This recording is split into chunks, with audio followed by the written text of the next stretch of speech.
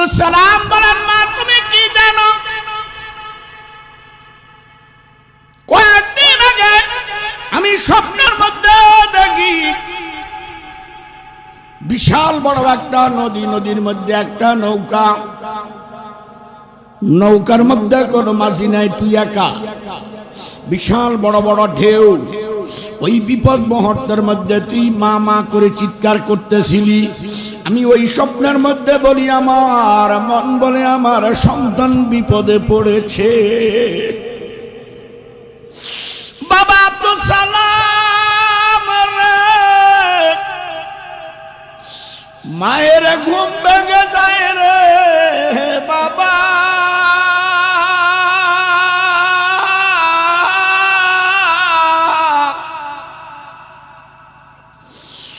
মা ঘুম থেকে উঠেই ওযু করি 2 রাকাত তাহাজ্জুদের নিয়ত করে ফেলি। তাহাজ্জুদের সিজদার মধ্যে গিয়া কান্দি, ও আসমান জমিনের মালিক,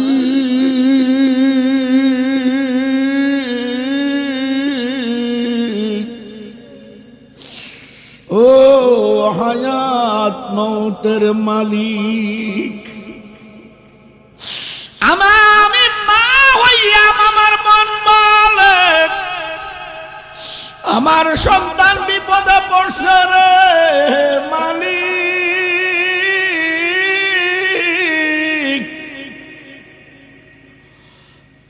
তুমি কি পারবা না ওই বিপদ থেকে রক্ষা করে আমার সন্তানকে জীবিত আমার বুকে দিতে?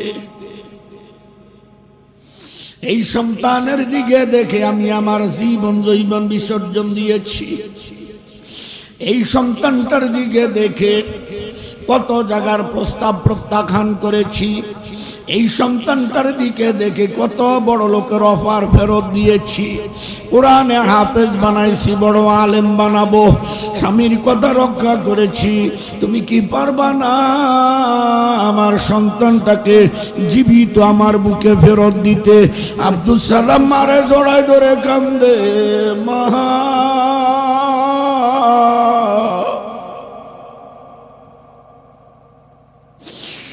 আমি বুঝতে পেরেছি মা, গভীর পানির নিচে আমার কোনো কেরামতি নাই।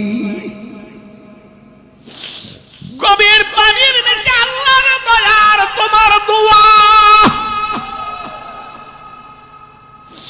সন্তান পৃথিবীর যেই প্রান্তে থাক, সন্তান যদি বিপদে পড়ে যায়, পৃথিবীর কেউ জানুক না জানুক মায়ের মনে সাড়া দিয়া দিবে। বিশ্বাস হয় আপনাদের? নভেম্বরের 23 তারিখ, নভেম্বরের 23 তারিখ নোয়াখালী নাজিরপুর মাদ্রাসা থেকে মাহফিল করে এসে আপনারা অনেকে ফেসবুকে দেখছেন, ডাকাইতে আক্রান্ত হয়েছি আমি। রাত 2:40 আমার গাড়িটা ভেঙে ফেললো, টাকা পয়সা সব নিল। চাইনিজ কুড়াল দিয়ে আমার হাঁটুতে 3টা কোপ দিয়েছে, এখনো দাগ আছে। আমি এগুলা সব সহ্য করে কাউকে না জানাইয়া বাসায় আসলাম। বিবিকেও বলি না, বাচ্চাদেরকেও বলি নাই। মোবাইলটাকে সাইলেন্ট করে ঘুমাই গেলাম। এত রাত্রে বললে বাচ্চারা বিবি কানবে। নিজে নিজে কিছু বাথরুমে গিয়ে ওয়াশ করে পরিষ্কার করে চুপচাপ শুয়ে রইলাম। ফজরের নামাজটা বসে বসে পড়লাম। পড়ার পর আবার ঘুমিয়ে গেলাম। সকাল 9টার সময় দেখি আমার ঘরে কান্নাকাটি। কান্নাকাটি শুনে আমি একটা রুমের মধ্যে মোবাইলটা সাইরা দেখি রে যুবক, আমার মায়ের 40টা ফোন আসছে। আমি মনে মনে চিন্তা করলাম, যদি মাকে ব্যাগ দিই হয়তো আমার চোখের পানি কান্নার আওয়াজ মা বুঝে যাবে, মা কষ্ট পাবে। আমি আমার ছোট ভাইকে ফোন দিয়া বললাম, কিরে মা এতবার ফোন দিল কেন? ছোট ভাই ডাক দেখো ভাইয়া গো, 2:40 থেকে মায়ের ঘুম নাই। মা ঘুম থেকে উঠে একবার বাহির হয়, আবার ঘরে যায়, আবার বিছনায় শোয়, আবার ল্যাপ সরায় উঠে যায়। আমার ডাক দিয়া কয় তোর ভাইয়ারে ফোন দে, আমার সন্তান দেশ বিদেশ সফর করে কোনো বিপদে পড়ছে মনে হয়, আমার কলজা জানি কেমন কেমন করতেছে। এরে যুবক, এর নাম হলো মা। তুমি পৃথিবীর যেই প্রান্তে থাকো, কেউ না জানুক, মা তোমার কষ্ট বুঝে ফেলবে। 100টা গরু যদি ঘরের মধ্যে বাঁধে রাখেন, 100টা বাছুর যদি ছেড়ে দেন, আপনাদের হাওরের মধ্যে বাছুরগুলা মা কই ডাক দিবে। ঘরের গরু বলে দিতে পারবে কার বাছুরে মা বলে ডাক দিছে।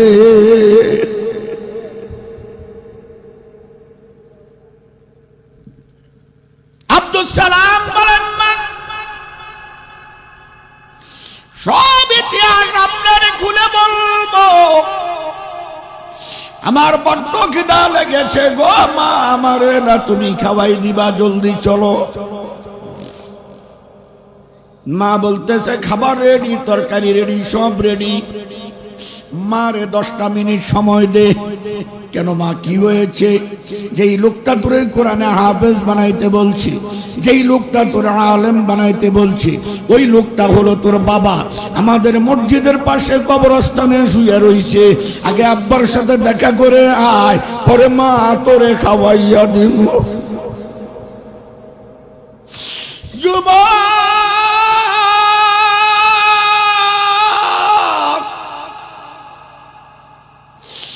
বাবা নামে একটা বট বৃক্ষ আছে।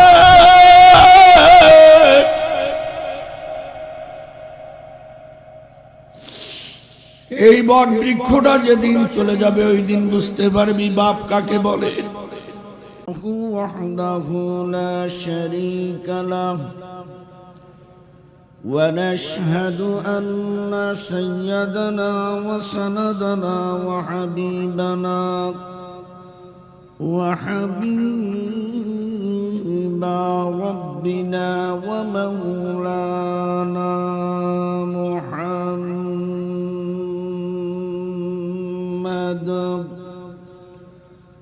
الذي أرسله كافة للناس بشيرا ونذيرا وداعيا إلى الله بإذنه وسراجا منيرا. فقد قال الله تعالى وتبارك في كلامه المجيد والفرقان الحميد. أعوذ بالله من الشيطان الرجيم. بسم الله الرحمن الرحيم.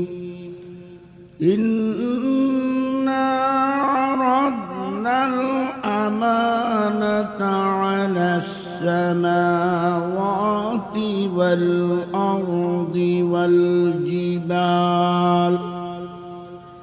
والجبال فأبين أن يحملنها وأشفقن منها وحملها الإنسان إنه كان ظلوما جهولا. صدق الله مولانا العظيم. محبت امرا درود ابراہیم بڑی. اللهم صل على محمد وعلى آل محمد كما صليت على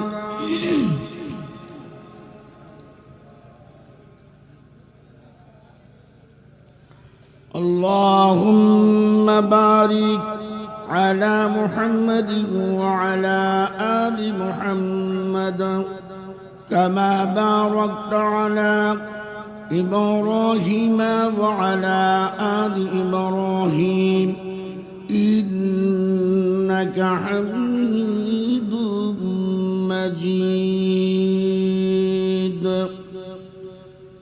رب اشرح لي صدري ويسر لي أمري واحلل عقدة من لساني يفقهوا قولي اللهم وفقنا لما تحب وترضى من القول والفعل والعمل والعدي والنية بحرمة سيد المرسلين صلى الله عليه وسلم ঐতিহ্যবাহী হুমায়পুর গ্রামের কবরবাসীদের রুহের মাগফিরাত কামনায় সপ্তম বার্ষিক ওয়াজ মাহফিলের সমাপনী অবস্থার নেহায়াত কাবিল ইহতরাম জনাব সভাপতি মুআজ্জাজ মুকাররম হযরত উলামায়ে কেরাম তোলাবা ইজাম বয়োজ্যেষ্ঠ পিতৃ সমতুল্য আমার বাবাজিরা প্রাণ প্রিয় কলিজার টুকরো আমার যুবক ভাইয়েরা পর্দার আড়ালে পর্দা নিশি আবেদা সালেহা মা ও বোনেরা আল্লাহ পাক রব্বুল আলামিনের দরবারে লাখ কোটি শুকরিয়া ও সুজুদ জ্ঞাপন করি যে মহান রব্বুল আলামিন আমার মতো একজন নালায়েক অযোগ্য ব্যক্তিকে বারবার আপনাদের এই গ্রামে এ মহতি মজলিসে উপস্থিত হওয়ার তৌফিক দান করেন যে আল্লাহ সে আল্লাহর দরবারে আমরা একবার কালিমাতুশ শুকর আদায় করি আলহামদুলিল্লাহ। আওয়াজ দিয়ে বলেন, এটা নির্বাচনী প্রচার না, নির্বাচনী প্রচারের একটা দিন তারিখ আসতেছে। আমার ভাই, তোমার ভাই, অমুক ভাই, তমুক ভাই, লাস্টে এক কাপ লাল চা পাই না না পাই। আর আল্লাহর দরবারে একবার আলহামদুলিল্লাহ বললে কমপক্ষে সর্বনিম্নে আপনার আমার আমল নামা 40টি নেকি লেখা হয়েছে। তো সাহাবা আজমান জিজ্ঞেস করলেন, ইয়া রাসূলুল্লাহ, নবীজি গো, নেকি কি জিনিস? এটা কি যে একটা নেকের শর্ট পড়লে কিয়ামতের ময়দানে কেউ কাউকে দিবে না? এটা কি? আল্লাহর হাবিব শাহাদাত আঙ্গুলকে উপর উঠাইয়া বাঁকা করে উহুদ পাহাড়ের দিক দেখিয়ে বললেন, আপনারা ওই পাহাড়টার দিকে তাকান। জি হ্যাঁ হুজুর, এই পাহাড় আমরা দেখছি, এটা উহুদ পাহাড়। বলে এই পাহাড়কে এক পাল্লার মধ্যে রাখেন, আরেক পাল্লার মধ্যে স্বর্ণ মুদ্রা রাখেন, সম পরিমাণ ওজন দিয়ে ওই স্বর্ণ মুদ্রাগুলা আল্লাহ রাস্তা দান করে দিলে যে সওয়াব হবে তার চেয়ে অনেক দাম আল্লাহ দরবারে বান্দা বান্দির একটা নেকের। ন্যাক উপার্জনের খাতিরে একবার চিৎকার দিয়া বলেন সুবহানাল্লাহ, আরেকবার আওয়াজ দিয়ে বলেন আলহামদুলিল্লাহ। এবার একটু ইমানি চেতনা নিয়ে চিৎকার দিয়া বলেন আল্লাহু আকবার। আমি লম্বা চূড়া আলোচনা করব না, কারণ প্রধান আলোচক আলোচনা করে চলে যাওয়ার পর আলোচনার মজা থাকে না। এরপরও আপনারা প্রত্যেক বছর আমারে সবার পরে দেন, এটা আপনাদের আন্তরিকতা এবং মহাব্বত। আমি আল্লাহর কাছে প্রার্থনা করি এ ভালোবাসা আমাদের দুনিয়ার জন্য নয়, আল্লাহ যেন আখিরাতের জন্য কবুল করে নেন। আমার প্রিয় ভাইয়েরা, আমি যে আয়াতে কারিমা পড়ছি আলোচনা শুরু করার আগে, আমি তো মুসাফির নাকি? কথা বলেন, মুসাফির। আমি গুনাহগার, এটা অবশ্য, এর মধ্যে সন্দেহ নাই। তবে মুসাফিরের দোয়া আল্লাহ ফিরাইবে না। এই খাতিরে আখের দোয়া করার আগে এখন একটু দোয়া করব আপনাদের জন্য। রাজি আছেন? রাজি আছেন? তো রাজি থাকলে একটু কাজ করবেন আপনারা আমার সাথে, এটা রাজি আছেন? যাকে আল্লাহ দুইটা চোখ দিছে, এই চোখ দিয়ে যারা দেখেন, যারা দেখে না এদের দাবি নেই, তারা একটু মাথাটা নিচু করেন। আমার দিক তাকায় থাকলে নিচে হইল, নিচু করে দেখেন কার সামনে জায়গা খালি আছে। আপনি খালি জায়গাটা পূরণ করেন, আমি আপনার জন্য মুসাফির হালতে দোয়া করে দিই। ওই যে পিছে তোমরা ভাইবো না যে আমি হুমায়ুনপুরে নতুন। আজকেও ডেট নিছে মার্চের 30 তারিখ, নামা গোসাই। মাশাআল্লাহ।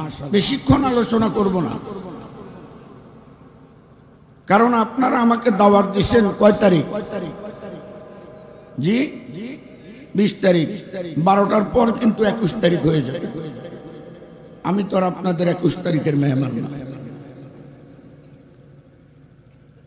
কিছু লোক মনে হয় চোখে কম দেখে, এই জন্য আসতেছে না। আমরা কি লোক পাঠাবো নাকি? না, আসতেছে। আলহামদুলিল্লাহ।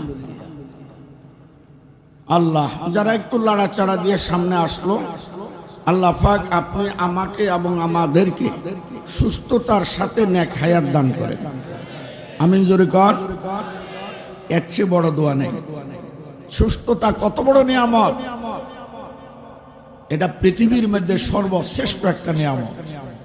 নেক হায়াত ওই হায়াত যে হায়াত আপনাকে জান্নাতে নিয়ে যাবে। এই জন্য দোয়া করেছি, আল্লাহ আপনি আমাদেরকে সুস্থতার সাথে নেক হায়াত দান করেন। আমিন কর। আসুন, আর দীর্ঘ অন্যদিকে কথা না বলে অল্প কিছু কোরআনে কারীমের যে আয়াত পড়েছি, এই আয়াতকে সামনে রেখে কিছু আলোচনা রাখি। যেহেতু মাহফিলটা কবরস্থানে, কি বলেন ঠিক না? এখানে আমাদের অনেকের মা বাপ, দাদা দাদি, ছেলে মেয়ে, স্বামী স্ত্রী, সন্তান শুয়ে রয়েছে। চোখ বন্ধ করলে যেন দেখা যায় ওরা আমাদের দিকে তাকিয়ে আছে। কি বলেন, কথা ঠিক না? এই জায়গার মাহফিল আল্লাহ চাহে তো কবুল ইনশাআল্লাহ। ইন্না আরাদনাল আমানাতা আলাস সামাওয়াতি ওয়াল আরদি ওয়াল জিবাল। এতটুক চলুক। আজ থেকে 3050 কোটি বছর আগের কথা। কত বছর?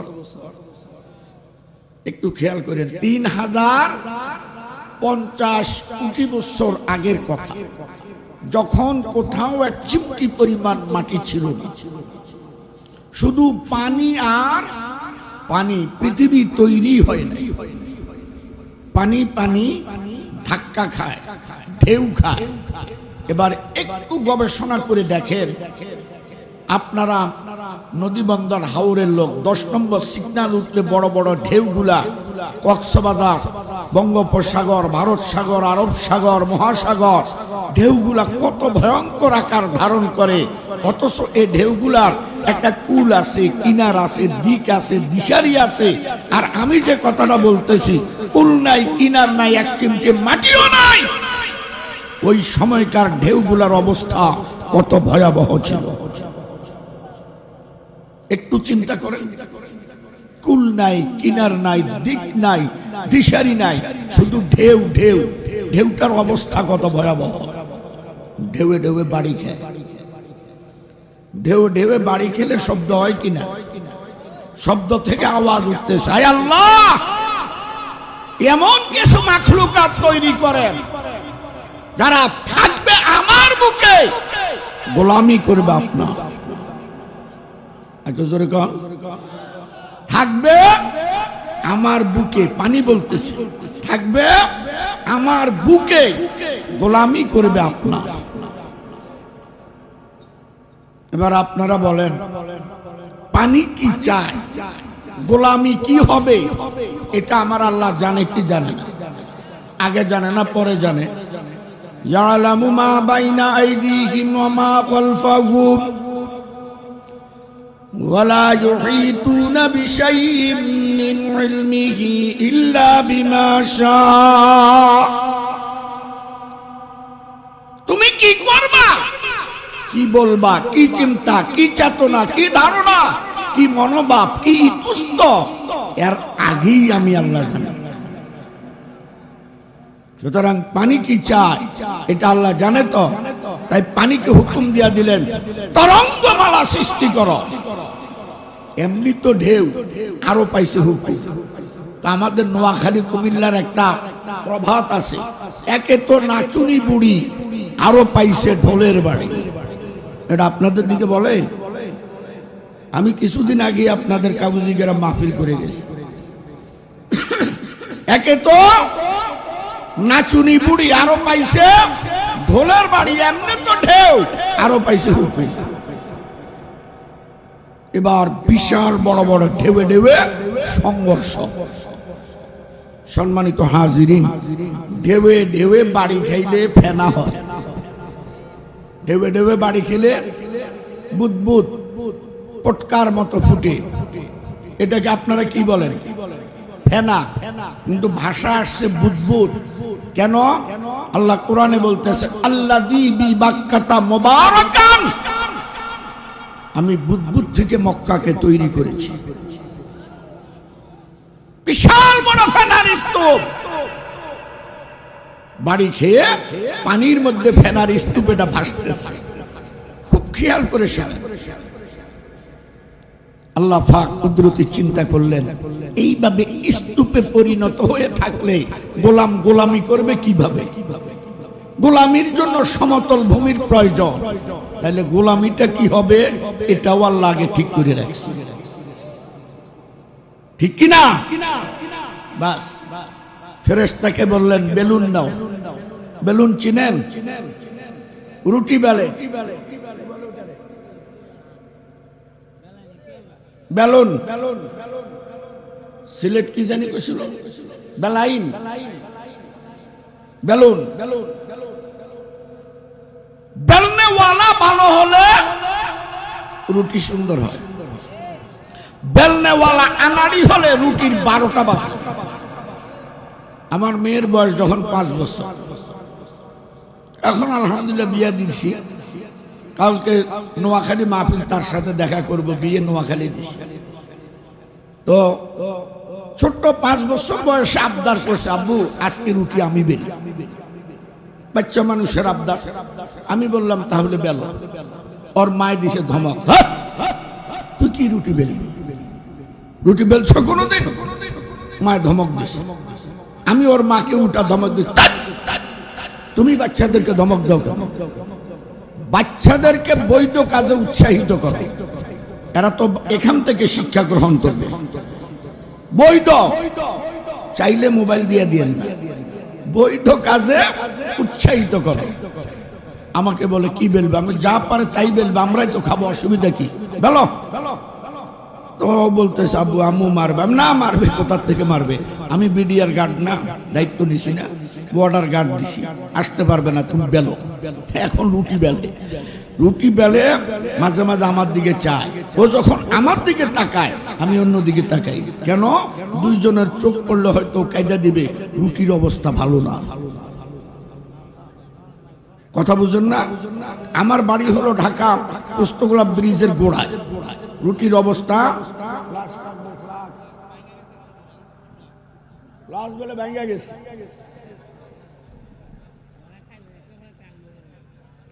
কথা বুঝেন নাই? আপনারা তো জানেন, এটা রেডি করেন যেখান থেকে হোক। যাই হোক, আমার পোস্তগোলা ব্রিজের গোড়ায় এখন আমি দেখতেছি রুটির এক অংশ রওনা দিচ্ছে যাত্রাবাড়ির দিকে, আরেক অংশ ওই পদ্মা সেতু পাবে পাবে লাইন হয়েছে। ওর মা হাসতে হাসতে খাটের থেকে কাইত হয়ে পড়ছে, ওইটা রুটি, আমি এটাই রুটি। দেখছো কি পজিশন লম্বা করছে? পারবা জীবনে বানাইতে? মেয়েরে উৎসাহিত করতেছে। এমন এক রুটি বানাইছি, ইচ্ছা করলে তুমি কাইটটা এটাকে 4টা বানাইতে পারবে। ফেরেশতা কারিগর মজবুত। আল্লাহু আকবার বলেন, আওয়াজ দিয়ে সবাই বলেন। যেমনে বেলুনটা নিয়া ওই ফেনার স্তূপের মধ্যে সুন্দর করে একটা বেলা দিছে। বেলুন পাইবে কই? ওখানে বেলুন তৈরি করা আছে। ইন্নামা আমরুহু ইযা আরাদা শাইআন আন ইয়াকুলা লাহু কুন ফায়াকুন। বেলুন কইতে দেরি, বেলুন হইতে যেই জাতের স্তূপ, ওই জাতের বেলুন, ওই জাতের ফেরেশতা। সুন্দর করে বেলা দিছে। স্তূপেটা এখন আটার রুটির মতো গোল আকার ধারণ করে পানির মধ্যে ভাসতে আছে। এটাই পৃথিবী। এটা কি? এই জন্য পৃথিবী গোলাকার, পৃথিবী গোলাকার। কথাগুলো বুঝতেছেন? এখন যেই দিক থেকে ঢেউ আসে রুটি এটার মধ্যে পড়ে, তো রুটি এটা লড়ে। কুদরতে চিন্তা করলে এভাবে লড়লেও তো গোলামি করতে অসুবিধা হবে। আল্লাহু আকবার। আল্লাহ তার গোলামকে কত ভালোবাসেন, তার গোলামির জন্য কত সুন্দর ব্যবস্থা করে দিয়েছেন। আমরা নরাবোধ, আমরাই বুঝি না। এভাবে লড়লে তো গোলামি করতে পারবে না। পানিকে আবার হুকুম দিলেন, তরঙ্গমালা সৃষ্টি করো, উত্তাল মাতাল। এবার এক একটা ঢেউ আসতেছে, এক একটা ঢেউ এক একটা পাহাড়ে পরিণত। ওয়া ইলাল জিবালি কাইফা নুসিবাত, ওয়া ইলাল জিবালি কাইফা নুসিবাত। পাহাড় দেখছেন? পাহাড় পাহাড় দেখেন নাই কেউ? পাহাড় দেখছেন? একটু চিন্তা করে দেখেন, প্রত্যেকটি পাহাড় ঢেউয়ের আকৃতি। কথা বলেন না? প্রত্যেকটি পাহাড় ঢেউয়ের আকৃতি। আল্লাহ পাক ফেরেশতাকে বললেন, ওয়াল জিবালা আওতাদা। আল্লাহু আকবার। এগুলাকে নিয়ে বিভিন্ন স্থানের মধ্যে কি করো? প্যারাগ মেরে দাও, মুটি যাহাতে না লড়ে। আমার গোলামের গোলামি করতে অসুবিধা হবে। প্যারাগ মেরে দেওয়া হলো, রুটি স্টপ। আল্লাহ পাক ফেরেশতাকে বললেন, রুটির মধ্যবর্তী স্থান নির্ধারিত করো। ফেরেশতারা বললেন, আল্লাহ কি হবে? ওখানে একটা ঘর হবে, আমার গোলামরা গোলামি করবে ঘরের দিকে ফিরে ফিরে। আমরা পূর্বে তাই পশ্চিমে ফিরি, পশ্চিমালারা পূর্বে, উত্তরালারা দক্ষিণে, দক্ষিণালারা উত্তরে। আমরা যারা কাবায় গেছি দেখছেন অথবা ভিডিওতে দেখছেন, কাবার দাগ গোল করে সব, তুমি যেই দিকে থাকো কাবার দিকে ফিরো। কাবাতি শরীফাতি আল্লাহু আকবার। ঠিক কিনা? এবার আল্লাহ অভয় দিচ্ছেন, আগের থেকে ঘোষণা, এই ঘরের আশেপাশে একটা সর্বশ্রেষ্ঠ বংশের আবির্ভাব হবে। ওই সর্বশ্রেষ্ঠ বংশ থেকে একজন সর্বশ্রেষ্ঠ মানবের আবির্ভাব হবে। ওই সর্বশ্রেষ্ঠ মানবকে একটা সর্বশ্রেষ্ঠ কিতাব দেওয়া হবে। ওই কিতাবটা যারা মনে প্রাণে মেনে নেবে তারা আমি আল্লাহর শ্রেষ্ঠ গোলাম হয়ে যাবে। বলেন তো কিতাবটার নাম কি? সবাই জবান খুলে বলেন, ইন্না আরাদনাল আমানাতা আলাস সামাওয়াতি ওয়াল আরদি ওয়াল জিবাল।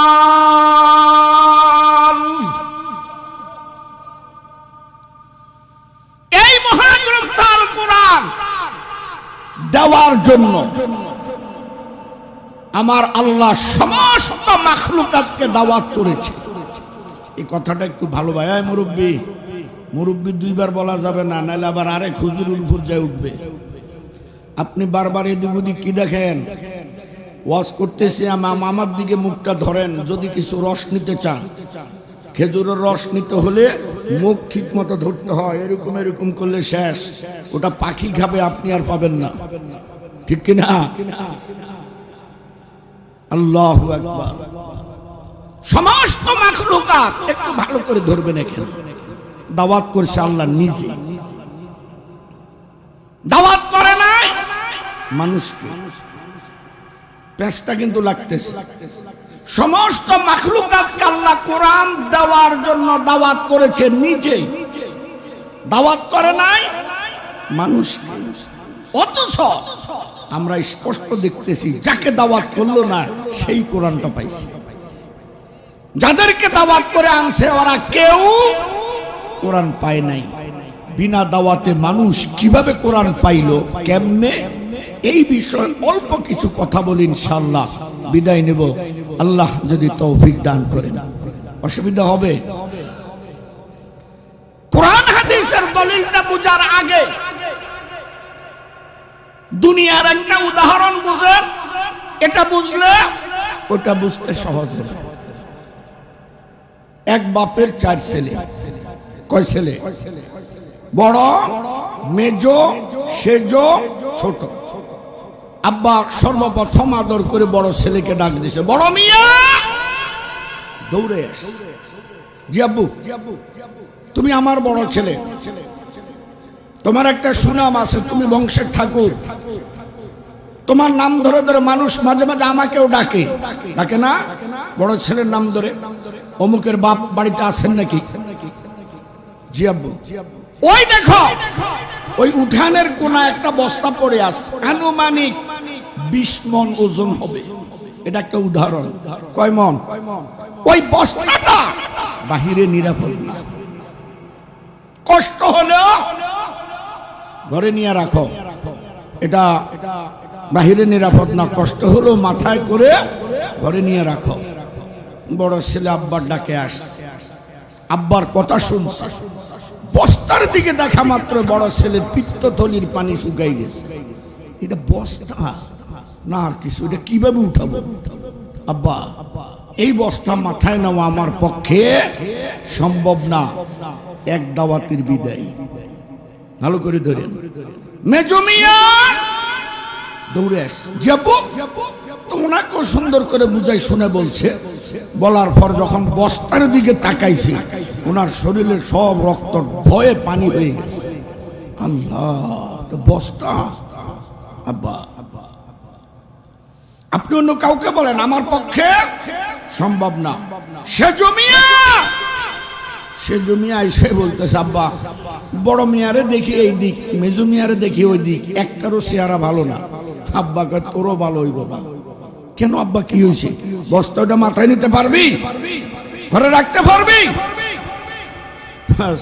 সে জমিয়া কয়, আপনার উদ্দেশ্য কি আমাদেরকে মেরে ফেলা নাকি? লাউ আনজালনা হাযাল কুরআনা আলা জাবাল লারাআইতাহু খাশিআম মুতাসাদ্দিআম মিন খাশিয়াতিল্লাহ। এই বাচ্চারা একদম কান্দে একটা হুলস্থুল। সম্ভব না। 3 দাওয়াতের বিদায়। ডাকে না ছোট মিয়াকে। কেন? ছোট, বয়স কম, বুদ্ধি কম, হুঁশ কম, জ্ঞান কম। এত বড় বড় পাঠার জাত পারে নাই, এটা নিয়ে পারবো? এই জন্য এটারে ডাকে না। না ডাকলেও এটা আব্বার পিছ ছাড়ে না। কেন? ছোট মেয়ে আব্বার কলজার টুকরা, খালি আব্বার পিছু গুড়গুড় গুড়গুড় করে, ঠিক কিনা? এক পর্যায়ে আব্বারে বলেই দিছি, আব্বা, না কোনো বস্তাটা আপনি আমার মাথায় তুলে দিবেন। এই দেখেন, বিনা দাওয়াতে নিয়ে নিতেছে। পরে কিন্তু ডাকে নাই, ও নিজে নিজে বলতেছে, না কোনো বস্তাটা আমার মাথায় তুলে দিবেন। এখানে কথা দুই রকম হয়েছে। উনাদেরকে বলছে বস্তাটা বাহিরে নিরাপদ না, মাথায় করে ঘরে রাখো, ঠিক কিনা? আর ছোট ছেলে বলতেছে, না কোনো বস্তাটা আপনি আমার মাথায় তুলে দিবেন। দুই রকম হয়েছে না? আব্বা দিছে একটা ধমক, এত বড় বড় দামড়ারা পারে না, তুমি পারবা? আব্বা ধমক দেন কেন? আপনি না আমার মায়া করেন? হ্যাঁ করি, আমিও আপনাকে অনেক মায়া করি।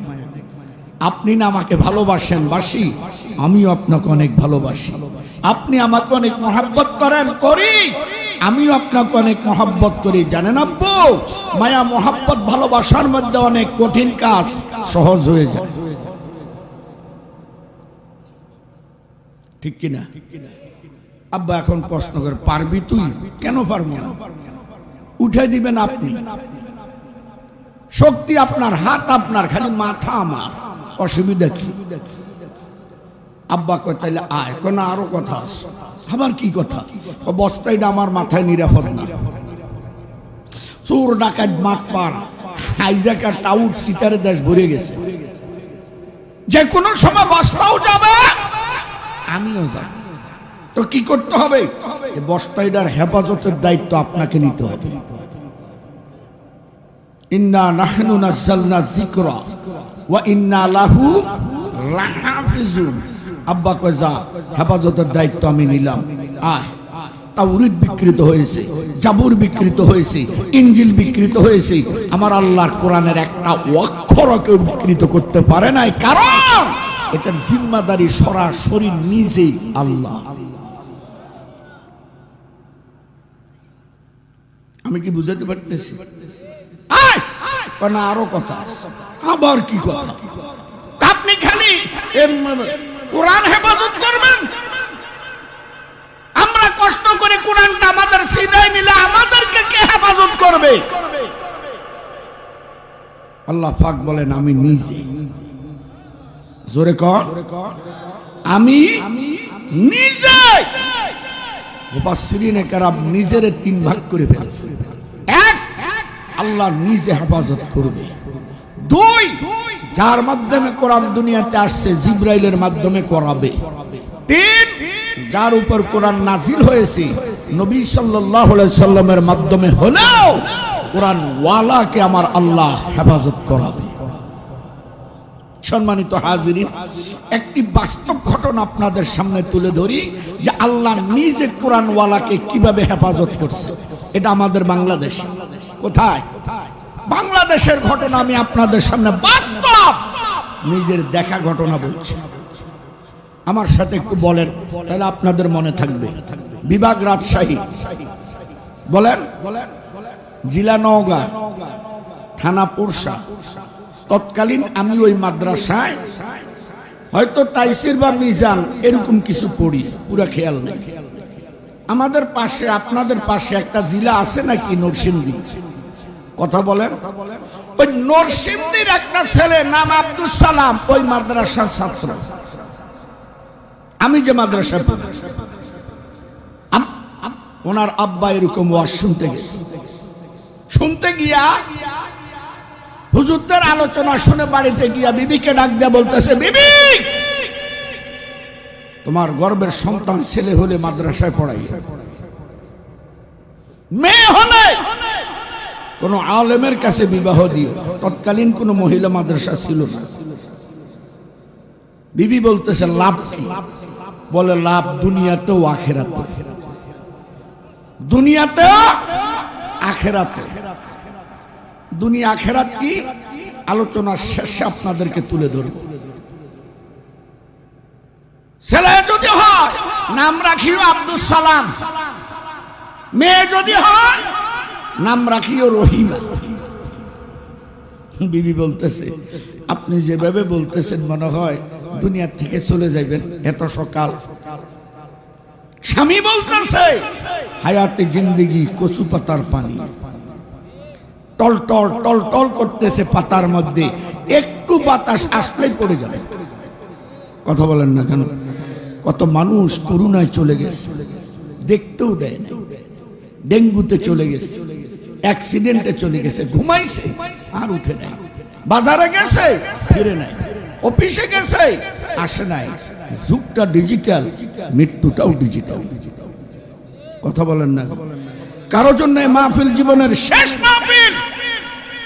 আমি যত কাল থেকে আপনাদের হুমায়ুনপুর আসি, কত লোক দুনিয়ার থেকে চলে গেছে, পরিচিত লোক, আজ তাদের চেহারা আর দেখছি না। কথা বলেন না কেন? আল্লাহর কি কারিশমা! লম্বা কথা। বাস্তবে আব্দুল সালাম দুনিয়াতে আসার আগেই আব্দুল সালামের আব্বা দুনিয়া থেকে চলে গেছে। অনেক কষ্ট করে মা আব্দুল সালামকে বড় করছে।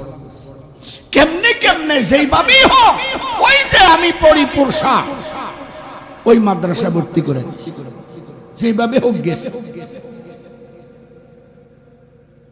হাফিজ হুজুর রহমতুল্লাহ আলাইহি নাম শুনছেন? আমি হাফিজ হুজুরকে উজু করাই দিছি। ওই দিন হাফিজ হুজুর আমার মাথায় হাত রাখছে, কেন রাখছে জানি না, কি বলছে এটাও জানি না। এখন আমি বুঝতেছি ওই হাত রাখার পাওয়ার এখনো চলতেছে। হুজুর একটা রিসালাতে লিখছে, বাংলাদেশের সর্বপ্রথম অল্প দিনে অল্প বয়সে কোরআনে হাফেজ নরসিংদীর আব্দুল সালাম।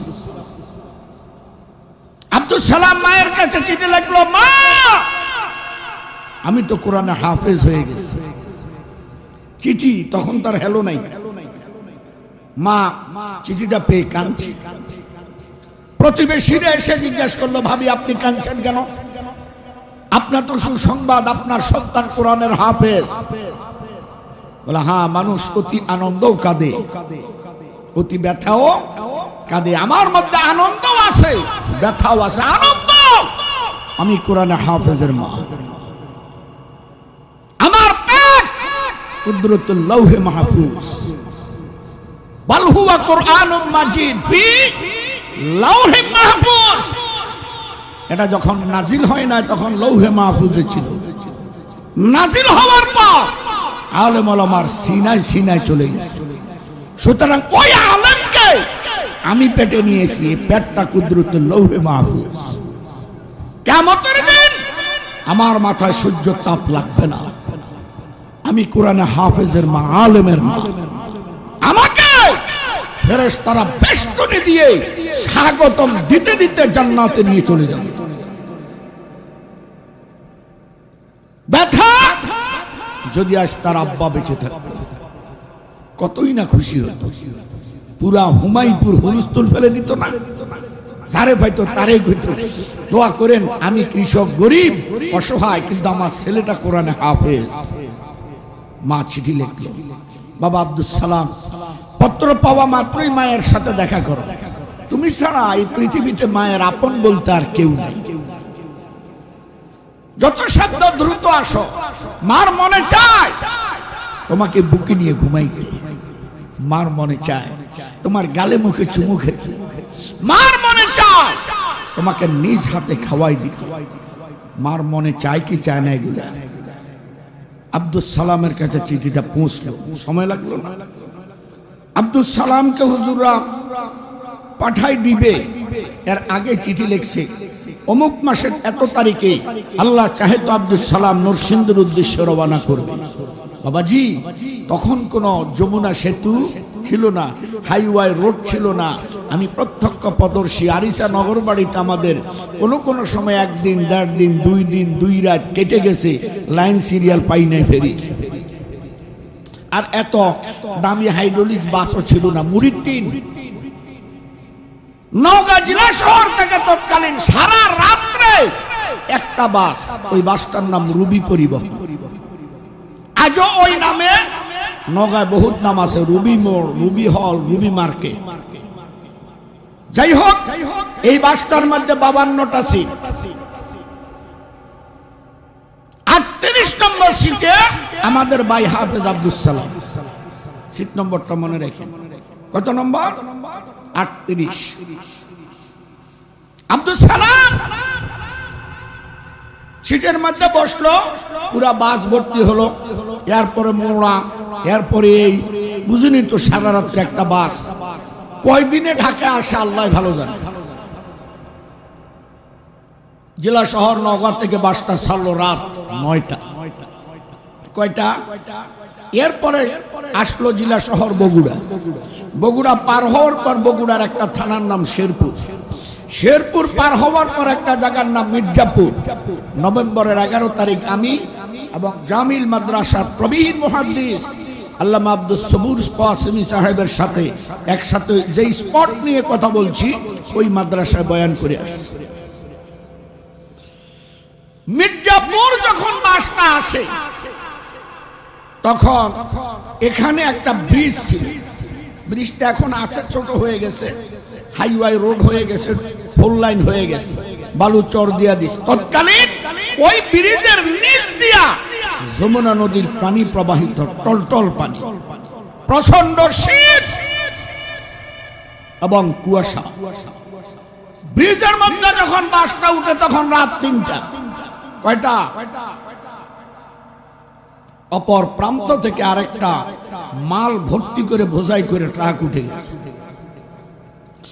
দুইটা আপ ডাউন করতে পারে, কিন্তু কুয়াশায় কেউ কারো সাইড দেখতেছে না। যার দরুন দুজনের মধ্যে মুখামুখি সংঘর্ষ হয় নাই, ঘষাঘষি হয়েছে। আমার ভাষাটা বুঝছেন? এইভাবে ঘষাঘষি। এক পর্যায়ে বাসটা দুর্বল হওয়ার কারণে সমস্ত যাত্রী নিয়ে রাত 3টায় ব্রিজের রেলিং ভেঙে নদীর মধ্যে পড়ে যায়। একটা যাত্রী বাসে নাই, এমনকি ড্রাইভারও নাই। ড্রাইভার বাসে নাই কেন? ড্রাইভার যেদিকে লাফ দিবে ওইদিকে ট্রাক। কথা বুঝতেছে? পরের দিন সকাল 9টা, কয়টা 6 ঘন্টা বাসটা ঠান্ডা বরফ পানির নিচে ছিল। কি শীত, শীত কি দেখছেন? আমি উত্তরবঙ্গ সফর করেছি এই মাসেরই 3, 4, 5, 6 কয়েকদিন। স্টিলের গ্লাসে পানি রাখছে, আমি নিজে বাহিরে পানি রেখে ঘরের ভিতরে ঘুমাইছি। সকালে উঠে দেখি সমস্ত পানিগুলা বরফ হয়ে গেছে, এত শীত। আর আমরা জানি শীতের গোডাউন হলো উত্তরবঙ্গ। পরের দিন সকাল 9টা, 9:30, 9:45 এইভাবে লোক আসতেছে, ডুবারু যারা লাশ বের করে তারা আস্তে আস্তে আস্তে আস্তে বের করতেছে লাশগুলো। সব লাশ শীতে সাদা হয়ে গেছে, কুকড়া দিয়ে দিছে। ব্রিজের পাশে রোডের সাইডে বালুর মধ্যে সারি সারি করে লাশগুলা শোয়াইতে আছে। আমাদের সিট নম্বর কত? 38 নম্বর সিটের হাফেজ আব্দুল সালাম ভাইকে ধরে এনে লাশের সারিতে শোয়াইতে দেরি আল্লাহু আকবার বলে দাঁড়িয়ে গেছে। জোরে আল্লাহু আকবার বলেন, আওয়াজ দিয়ে বলেন না আল্লাহু আকবার। কে বাঁচালো? ইন্না নাহনু নাযালনা যিকরা ওয়া ইন্না লাহু লাহাফিজুন। উনি শুধু কোরআন হেফাজত করবে না, কোরআন ওয়ালাকেও হেফাজত করবে। ছোট বাচ্চারা মরা মানুষ দাঁড়ায় গেছে, ভয় পাইছে না রে ভাই, দৌড় পিছের দিকে। মুরব্বীরা সামনে এসে বলে, বাবা কিভাবে সম্ভব, কেমনে কি? হাফেজ আব্দুল সালাম ভাই উত্তর দিলেন, আমার আল্লাহর পক্ষে সবই সম্ভব। তুমি কিছু জানো? আমি সবই জানি। কি জানো? সব ঘটনা জানি, আমি নিজে দেখছি। কিভাবে কি? বাসটা যখন ছাড়বে আমি বাসে উঠলাম, সিটে বসার আগে আমি দোয়া পড়লাম, সুবহানাল্লাযী সাখখারা লানা হাযা ওয়া মা কুন্না লাহু মুকরিনিনা ওয়া ইন্না ইলা রাব্বিনা লামুনকালিবুন। দোয়াটা আছে নাকি? বসলাম। বসার পর অন্যান্য যাত্রীরা কিছুক্ষণের মধ্যে ঘুমিয়ে গেছে। নরমাল বাস, পিনপিন বাতাস, কেউ চাদর, কেউ খেতা, কেউ বাসার থেকে ল্যাপটপ যেমনি আনছে দিয়া শুয়ে গেছে। আমি ঘুমাই নাই, আমি বসে বসে আল্লাহর কোরআন তেলাওয়াত করতে আছি। হ্যাঁ, আমার ঘুম আসে, যখন একটু ঘুম আসে তখন আমি স্বপ্নের মধ্যে দেখি আমার মা এইভাবে হাত বাড়াই আমার ডাকতে আসে, আসবি না? মাঝে কত তোর জন্য অপেক্ষা বসে আছি, এত দেরি করতেছিস কেন? মার তো তুই সারা আপন বলতে কেউ নাই। তখন আমার ঘুম ভেঙে যায়, আবার উঠে আমি কোরআন তেলাওয়াত। এইভাবে করতে করতে রাত 3টা, বাসটা ব্রিজে উঠলো। আমি আর ড্রাইভার ছাড়া কেউ সজাগ না। হঠাৎ দেখি অপর দিকে এরকম লাইট দেখায়, ওটা কি আমি আর বুঝতে পারি না। দুইয়ের মধ্যে ঘষাঘষি হচ্ছে, বাসটা অনেক টালবেটাল করতেছে। যারা ঘুমন্ত যাত্রী এরা হয়তো মনে করছে রাস্তা ভাঙা ছিল, কিন্তু আসল ঘটনা তো আমি দেখতে আসি। এক পর্যায়ে বাসটা দুর্বল হওয়াতে রেলিং এ কাট হয়ে পড়বে, এমন সময় ড্রাইভার একটা শব্দ করলো, আর পারলাম না। আর অনেক চেষ্টা করছে, আর পারলাম না। তখন আমি মনে মনে চিন্তা করলাম, বাবাকে জীবনে দেখিনি, মাকেও আর দেখা হলো না। হঠাৎ আমার চিন্তা হলো, কেন হবে না? আমার মালিক ইচ্ছা করলে আমাকে বাঁচাইতে পারে। মালিক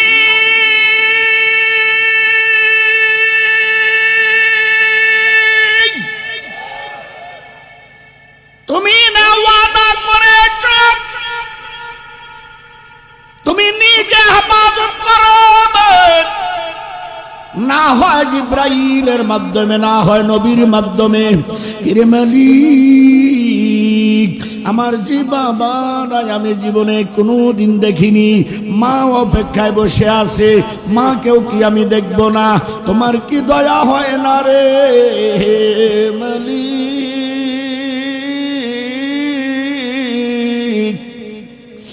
তুমি কি গভীর পানির নিচে বাসাইতে পারবা না? ও সিরাজগঞ্জের বাসী, আমি শুধু এতটুকুই বলতে পারবো, আর কিছু বলতে পারবো না। আপনারা শুধু আমার দেহের দিকে দেখলেন, আর কিছু দেখেন নাই। বলে না, বলে কেন দেখবেন না? আমার মাথার দিকে তাকাই দেখেন, মাথার টুপি এক চুল পরিমাণ লড়ে নাই। আমার শরীরের মধ্যে যে জামা কাপড় এক ফোঁটা পানিও লাগতে দেয় নাই। যদি আপনারা আমাকে দাওয়াত না, ডাক না দিতেন, না উঠাইতেন, আমার মন বলে আমার আল্লাহ ওই গভীর পানির নিচে আসহাবে কাহবের মতো আমাকে রেখে দিত। বাবাজি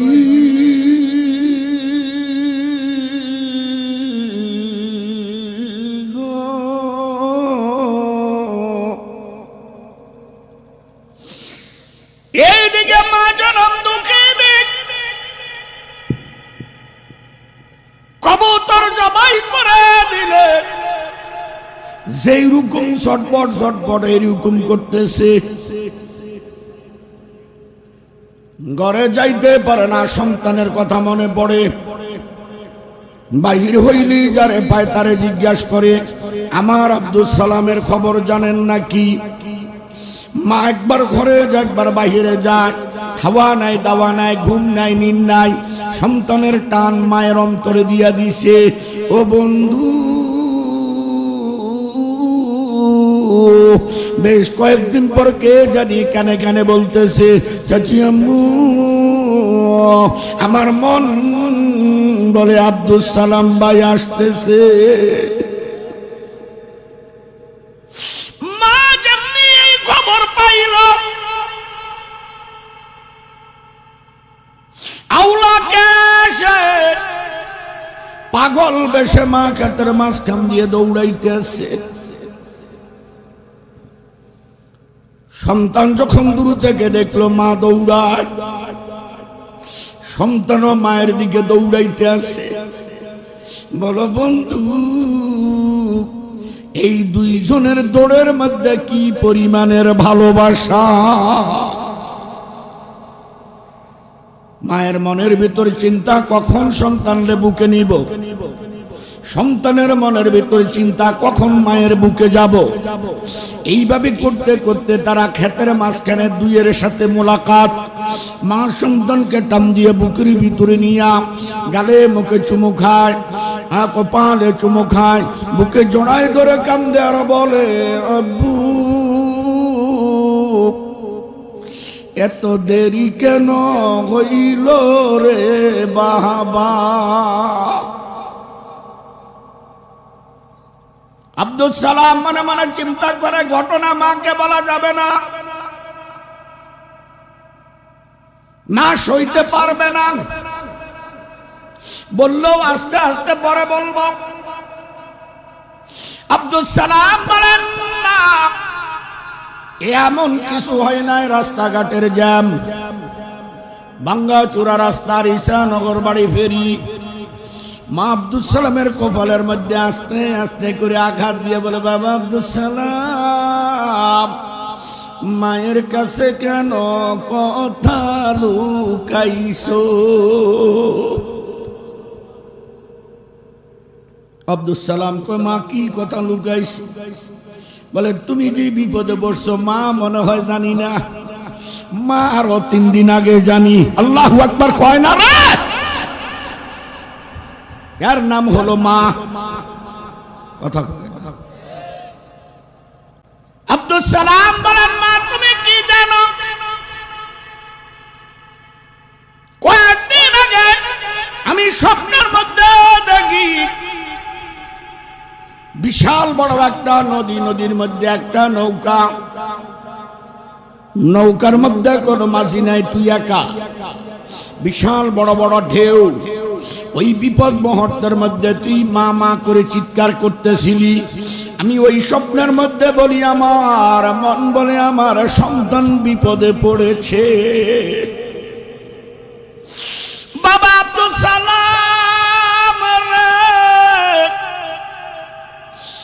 মায়ের ঘুম ভেঙে যায় রে বাবা,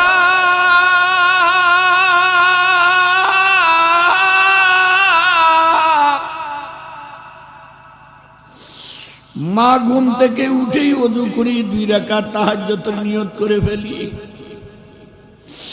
তাহাজ্জুদের সিজদার মধ্যে গিয়া কান্দিও, আসমান জমিনের মালিক,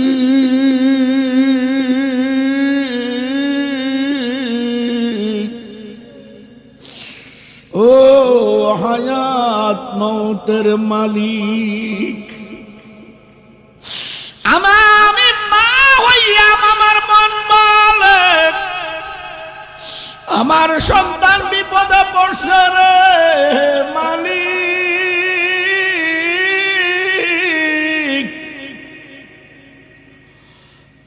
তুমি কি পারবা না ওই বিপদ থেকে রক্ষা করে আমার সন্তানকে জীবিত আমার বুকে দিতে? এই সন্তানের দিকে দেখে আমি আমার জীবন জৈবন বিসর্জন দিয়েছি। এই সন্তানটার দিকে দেখে কত জায়গার প্রস্তাব প্রত্যাখ্যান করেছি। এই সন্তানটার দিকে দেখে কত বড় লোকের অফার ফেরত দিয়েছি। কোরআনে হাফেজ বানাইছি, বড় আলেম বানাবো, স্বামীর কথা রক্ষা করেছি। তুমি কি পারবা না আমার সন্তানটাকে জীবিত আমার বুকে ফেরত দিতে? আব্দুল সালাম মারে জড়ায় ধরে কান্দে, মা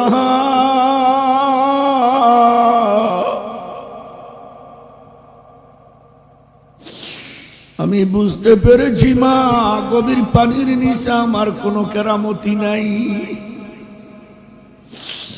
গভীর পানির নিচে আল্লাহর দয়ার তোমার দোয়া।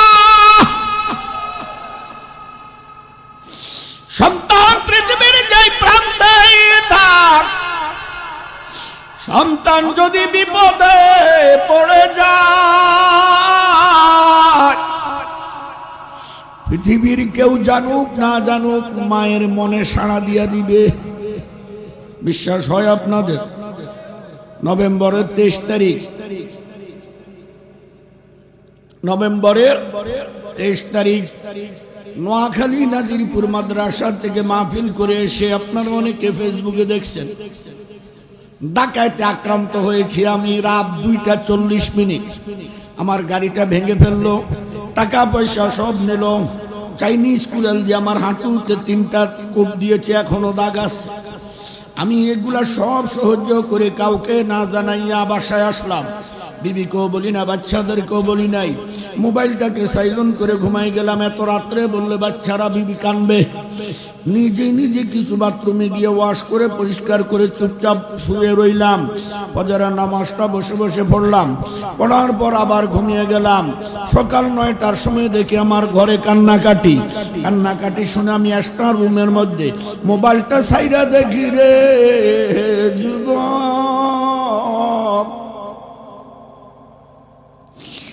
আমার মায়ের 40টা ফোন আসছে। আমি মনে মনে চিন্তা করলাম, যদি মাকে ব্যাগ দিই হয়তো আমার চোখের পানি কান্নার আওয়াজ মা বুঝে যাবে, মা কষ্ট পাবে। আমি আমার ছোট ভাইকে ফোন দিয়া বললাম, কিরে মা এতবার ফোন দিল কেন? ছোট ভাই ডাক দিয়া কয়, ভাইয়া গো 2:40 থেকে মায়ের ঘুম নাই। মা ঘুম থেকে উঠে একবার বাহির হয়, আবার ঘরে যায়, আবার বিছনায় শোয়, আবার ল্যাপ সরায় উঠে যায়। আমারে ডাক দিয়া কয়, তোর ভাইয়ারে ফোন দে, আমার সন্তান দেশ বিদেশ সফর করে কোনো বিপদে পড়ছে মনে হয়, আমার কলজা জানি কেমন কেমন করতেছে। এরে যুবক, এর নাম হলো মা। তুমি পৃথিবীর যেই প্রান্তে থাকো, কেউ না জানুক মা তোমার কষ্ট বুঝে ফেলবে।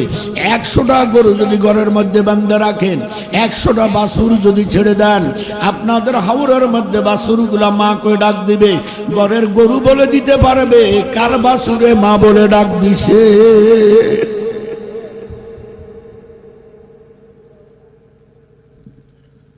আব্দুল সালাম বলেন, মা সব ইতিহাস আপনারে খুলে বলবো। আমার বড্ড খিদা লেগেছে গো মা, আমারে না তুমি খাওয়াই দিবা, জলদি চলো। মা বলতেছে খাবার রেডি, তরকারি রেডি, সব রেডি। মারে 10টা মিনিট সময় দে। কেন মা, কি হয়েছে? যেই লোকটা তোরে কোরআনে হাফেজ বানাইতে বলছি, যেই লোকটা তোরে আলেম বানাইতে বলছি, ওই লোকটা হলো তোর বাবা। আমাদের মসজিদের পাশে কবরস্থানে শুয়ে রইছে। আগে আব্বার সাথে দেখা করে আয়, পরে মা তোরে খাওয়াইয়া দিব। যুবক,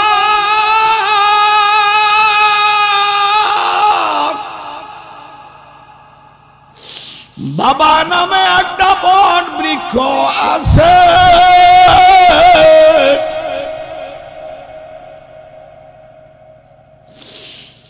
এই বট বৃক্ষটা যেদিন চলে যাবে ওই দিন বুঝতে পারবি বাপ কাকে বলে, অথবা ওই দিন বুঝতে পারবি তুই যেদিন বাপ হবি। মা চিৎকার দিয়ে কাঁদতে পারে, সব বলতে পারে, শোরগোল করতে পারে, সবাইকে জানাইতে পারে, বুঝাইতে পারে। বাবা এমন নীরব বট বৃক্ষ রে যুবক, কারো কাছে বলতে পারে না, নীরবে কেঁদে কেঁদে শরীরের জামা ভিজায়। মায়ের দোয়া কোনোদিন বৃথা যায় না, বাবার দোয়া কোনোদিন বৃথা যায় না।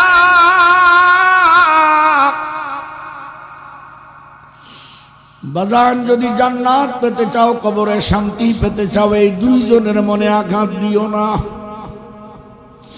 এই দুইজন তোমার জন্য জান্নাত, এই দুইজন তোমার জন্য জাহান্নাম।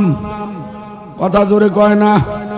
তুমি যত বড় আলেম হও, যত বড় বুজুর্গ হও, যত বড় পীর সাহেব হও, যত বড় বক্তা হও, যত বড় মুহাদ্দিস হও, যত বড় মুহাক্কিক হও, আমি রাশিদি আজ আমার আলোচনার বয়স চলতেছে 34 বছর। আল্লাহর কসম করে তোমাদেরকে বলবো, মা বাবার মনে কষ্ট দিলে তোমার নসিবে জান্নাত জুটবে না। সামান্য একটি ইঙ্গিত দিয়েছে আপনাদের সন্তান আলামিন হুমায়পুরি। কথা কয় না কা, একটু দিছে কিনা ইঙ্গিত? একটু আপনাদেরকে টাচ করছে, কে কি ওয়াজ করছে আমি সব বসে বসে খেয়াল করেছি। আপনাদের সন্তান, কথা কয় না, সারা বাংলাদেশে আলহামদুলিল্লাহ কবুল করছে, এখন দৌড়াইতে আছে, ঠিক কিনা? আমি তো এই সকল তরুণদের জন্য দোয়া করি, আল্লাহ এদেরকে তুমি আর উচ্চ মাকাম দান করে দাও। যারা আমার থেকে আলোচনা শিখলো, যারা আমার খাদেম, তারা আজকাল হেলিকপ্টারে দৌড়ায়, লক্ষ লক্ষ টাকা বাজেট করে। আমি গাল্লা ওদেরকে হেলিকপ্টার কাউ করে আরো উপরে লয়ে যা। আমি যেইভাবে আছি আলহামদুলিল্লাহ, আল্লাহ শুকরিয়া। অনেক বক্তার বয়স তো 34 হয় না, কথা কয় না। আব্দুল সালামের মা বলল, যা তোর বাবার সাথে দেখা করে আয়। আব্দুল সালামের মনের ভিতরে চিন্তা ঢুকলো, বাবা কোথায়? মা বলেন, বাবা আমাদের মসজিদের পাশে কবরস্থানে শুয়ে রইছে। বাজান রে, কতজনের বাবা কবরস্থানে শুয়ে রইছে, একটু চিন্তা হয়নি? বাবার জন্য একটু মনটা খারাপ হয়নি? চোখ দিয়ে একটু পানি টলটল করেনি? তুমি যদি তোমার মা বাবার জন্য চোখে পানি আনো, একদিন তুমি চলে গেলে তোমার সন্তান তোমার জন্য কাঁদবে। আব্দুল সালাম মনে মনে চিন্তা করে, কবরস্থানে গেলে বুঝি বাবারে পাইব। মনের ভিতর তার অন্যরকম চিন্তা চেতনা ধারণা। আজ আমি বাবার সাথে কথা বলবো, আজ আমি আব্বাকে সালাম দিব, বহুত দিন পর আব্বারে দেখব, এমন চিন্তা চেতনা মাকে বলে, আম্মু গো আমি কোথায় গেলে বাবারে পাবো, কেমনে বাবার কবর চিনব, কোনটা বাবার কবর কেমনে বুঝবো। মা কো আমাদের মসজিদে যাও, মসজিদের ইমামকে বলিও আমি আব্দুল সালাম, না চিনলে বলিও আমি হাফেজ আব্দুল সালাম। ইমাম সাহেব তোমার আব্বার জানাজার ইমামতি করেছে, ইমাম সাহেব তোমার আব্বারে কবরের মধ্যে নামাইছে, উনি বলতে পারবে তোমার আব্বার কবর কই। আব্দুল সালাম ইমাম সাহেবের রুমের সামনে হাজির। আসসালামু আলাইকুম ওয়া রাহমাতুল্লাহ। ইমাম বলেন কে তুমি? হুজুর আমি আব্দুল সালাম। কোন আব্দুল সালাম? কে হাফেজ আব্দুল সালাম। হাফেজ আব্দুল সালাম বলার সাথে সাথে হুজুর টান দিয়ে বুকের মধ্যে নিছে, হুজুর আমারে ছেড়ে দেন না রে বাবা, ওর সিনার মধ্যে আল্লাহর আসমানি বিদ্যা আছে, ওই সিনাটা একটু আমার সিনার মধ্যে লাগা, হয়তো তোর সিনার বদৌলতে আল্লাহ আমারে মাফ করে দিতে পারে। আর আজকাল আমরা হুজুর দেখলে মাথা গরম হয়েছে। আগের যুগের ওনারা হুজুর করে নিয়ে সিনায় মিলাইতো, কারণ অগবিত্র আসমানি বিদ্যা আছে এই সিনার সাথে। এই সিনা রসুলের উপর যখন কোরআন নাযিল, এই কোরআন না পারে না, এ ওয়াজ জানেন না আপনারা? এই কোরআন না পারে না। জিব্রাইল যখন ধরে সিনার প্রকে সিনা মিলাইছে, কে কয় পারে না? কথা কোন ঠিক কিনা? কারণ ওই সিনার সাথে এই সিনার আসমানি বিদ্যার কালেকশন। আলেম ওলামা, ওলামায়ে কেরামের সাথে ভালোবাসা রাখে, ওলামায়ে কেরামের সাথে মহব্বত রাখে, হইতে পারে এরাই আপনার জান্নাতে যাওয়ার উসিলা। কথা জোরে কয় না তো? আর আমরা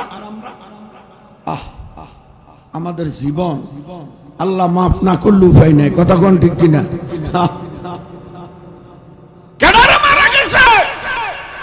হুজুর অমুক, হুজুর আলহামদুলিল্লাহ ভালো হয়েছে, হুমায়ুনপুরটা ঠান্ডা হয়ে গেছে, ওর যন্ত্রণা হুমায়ুনপুরের মানুষ বেতৃষ্ণা। এরকম লোক আছে না নাই? আবার যদি কেউ মারা যায়, কিরে কেমন রে, কে রে? হুজুর অমুক, আহারে ছেলেটা না কত ভালো আছিল, আল্লাহ ওরে মাফ করে দেন। এর চেয়ে আর বড় দোয়া কি? কথা বলেন না কেন? এই জন্য ছোট্ট একটা টিপস তুমি যুবককে আমি দিয়ে যাচ্ছি। এমন জীবন তুমি করো হে ঘটন, মরিলে হাসিবে তুমি, কাঁদিবে ভুবন। হাদি হাদি কথা কয় কে? হাদি এমন জীবন করে গেছে, কিয়ামত পর্যন্ত মানুষ হাদিকে ভুলবে না। ঠিক কিনা? আর তুমি এমন চরিত্র থুয়ে গেছো, মানুষ তোমার জন্য বদদোয়া করে। কি বদদোয়া? মরে গেছে, ভালো হয়েছে, দেশটা ঠান্ডা হয়েছে। এটা আফসোসজনক। কথা বলেন ঠিক কিনা? হাফেজ আব্দুল সালামকে জড়াই ধরে রাখছে সিনার মধ্যে। কেন? ওর সিনার মধ্যে আল্লাহর আসমানি বিদ্যা আছে। আসমানি বিদ্যা কি বলেন? আলিফ বলেন, বা তা, এগুলা কি? আসমানি বিদ্যা। বলেন কি বিদ্যা? সরসরিয়া, ক খ, ABCD, 1 2 3, 1 2 3। পৃথিবীর শুরু থেকে কিয়ামত পর্যন্ত যত বই পুস্তক আছে, বাংলা, অঙ্ক, ভূগোল, বিজ্ঞান, সমাজ, অমুক সমুক তমুক, ইংলিশ লইয়া কোটি কোটি কোটি বার যদি তুমি খতম করো, 1 জাররা পরিমাণ সওয়াব তোমার আমলনামায় লেখা হবে না। কথা কয় না? আর একটা শব্দ কও আসমানি বিদ্যা, আলিফ, 10টা নাকি? কয়টা? 10টা। তো নেকি কি? এটা তো আগেই বলে দিছি। এটার ওজন কত? ঠিক কিনা? আলিফ 10 নেকি, বা 10 নেকি, আর ABCD সরসরিয়া ক খ কোটি কোটি বার খতম দিল, কেউ বলতে পারবে না, লেখিনারাও বলতে পারবে না, ফরিনারাও বলতে পারবে না যে এত কোটিবার খতম করলে তোমার আমল নামায় নেকি না একটা সওয়াব লেখা হবে। পারবে কেউ? পারবেন?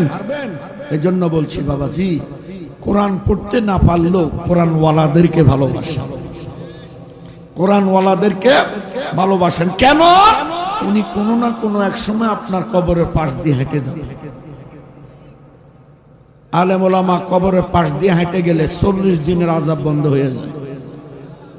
আর যদি ওখানে দাঁড়াইয়া খালি একটা সালাম দেয়, আসসালামু আলাইকুম ইয়া আহলাল কুবুর, এতটুক বলে 40 বছরের আযাব বন্ধ হয়ে যায়। আর যদি কোনো আলেম মুহাব্বত করে ভালোবেসে দাঁড়াইয়া ওখানে সূরা ফাতিহা, সূরা ইখলাস, দুরূদ শরীফ, আয়াতুল কুরসি, ইস্তিগফার, আল্লাহুম্মা তাকাসুর এগুলা পড়ে, আল্লাহ পাক ওই আলেম এবং এই তেলাওয়াত গুলার খাতিরে আপনার কবরটা জান্নাতের বাগান করে দেন।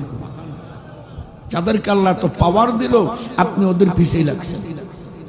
এবার আপনি বলেন আপনার অবস্থাটা কি হবে? কথা বলেন না কেন?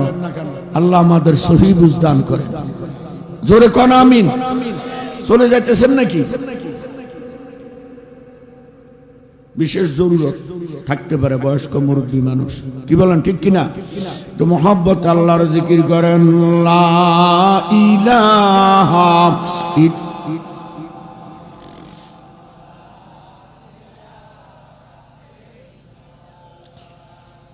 লা ইলাহা ইল্লাল্লাহ, লা ইলাহা।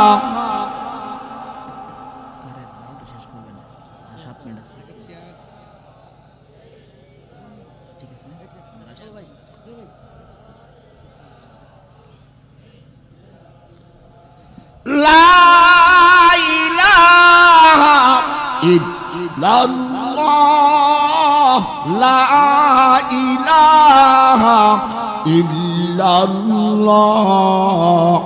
লা ইলাহা ইল্লাল্লাহ, লা ইলাহা ইল্লাল্লাহ, লা ইলাহা ইল্লাল্লাহ, লা ইলাহা ইল্লাল্লাহ।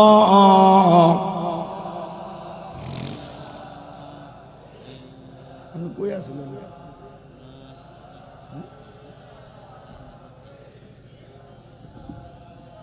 লা ইলাহা ইল্লাল্লাহু মুহাম্মাদুর রাসূলুল্লাহ সাল্লাল্লাহু আলাইহি ওয়াসাল্লাম। আবেদ আব্দুল সালাম ডাক দিয়ে বলে, হুজুর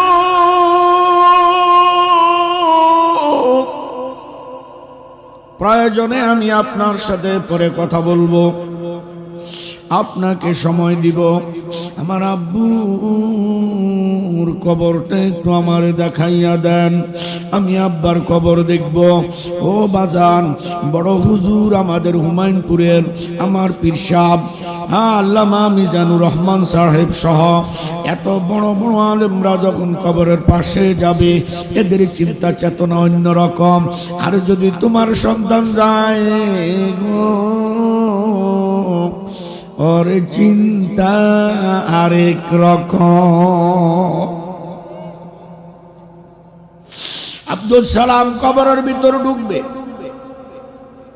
একটা দোয়া আছে নাকি, আসসালামু আলাইকুম ইয়া আহলাল কুবুর। আব্বার মহব্বতে পড়ে আব্দুল সালাম এই দোয়া ভুলে গেছে, আব্বার ভালোবাসায় পড়ে গেছে, আব্বার মায়ায় পড়ে গেছে, আব্বার মহব্বতে পড়ে গেছে। কবরের ভিতরে ঢুকিয়াই দোয়া না পড়িয়া আব্বু আব্বু করে ডাক দিতে আছে, আব্বু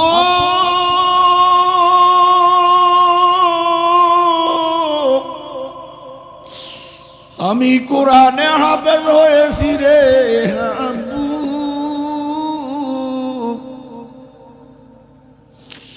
মা বলছে তোমার সাথে কথা বলতে, তোমার সাথে দেখা করতে। আমি কোনোদিন তোমারে দেখিনি, তুমি কেমন আব্বু?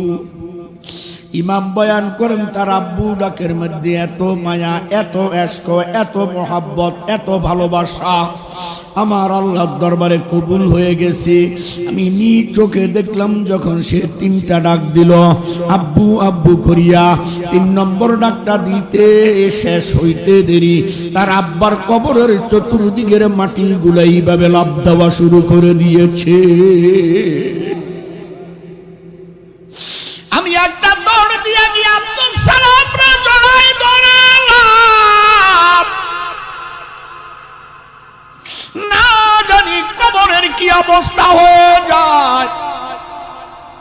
ডাক দিয়া বললাম বাবা আব্দুল সালাম,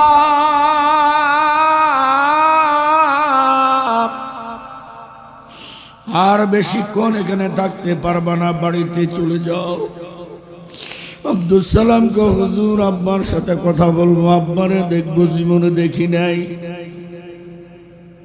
বলে দেখার যদি প্রয়োজন হয় অন্য সময় আসিও, তুমি তোমার আব্বার সাথে কথা বলিও। জমিনের হাল হয়ে গেছে রে বাবা, তুই দেখতেছ না আমি দেখতে আসি। তুই শুধু আল্লাহর 3টা নাম ধরে ডাক দে, একটা নাম আল্লাহ, আর একটা নাম রহমান, আর একটা নাম রাহিম। আল্লাহ রহমান রাহিম 3 নামের অর্থ হলো বিসমিল্লাহির রহমানির রহিম। এখানে 3টি নাম আছে আল্লাহর, 3 নামের খাতিরে তোর আব্বারি হোকাল পরকাল বর্তমান সব গুনাহ মাফ হয়ে যাবে। বিসমিল্লাহর বা থেকে মিম পর্যন্ত 19টি অক্ষর আছে। 19টি অক্ষরের বদৌলতে 19টি সীমান্ত বর্ডার বিনা হিসেবে তোর আব্বা পার হয়ে যাবে। ইমাম বয়ান করেন ও জগতের মানুষেরা, আব্দুল সালাম শুধুমাত্র একটা ডাক দিছে আল্লাহ। সুন্দর করে ডাক দেন না আল্লাহ, মোহাব্বত করে ডাক দেন আল্লাহ, ভালোবেসে ডাক দেন না আল্লাহ। আল্লাহু আল্লাহ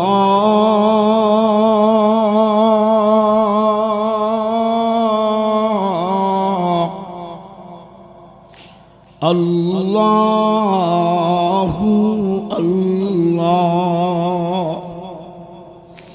আল্লাহু আল্লাহ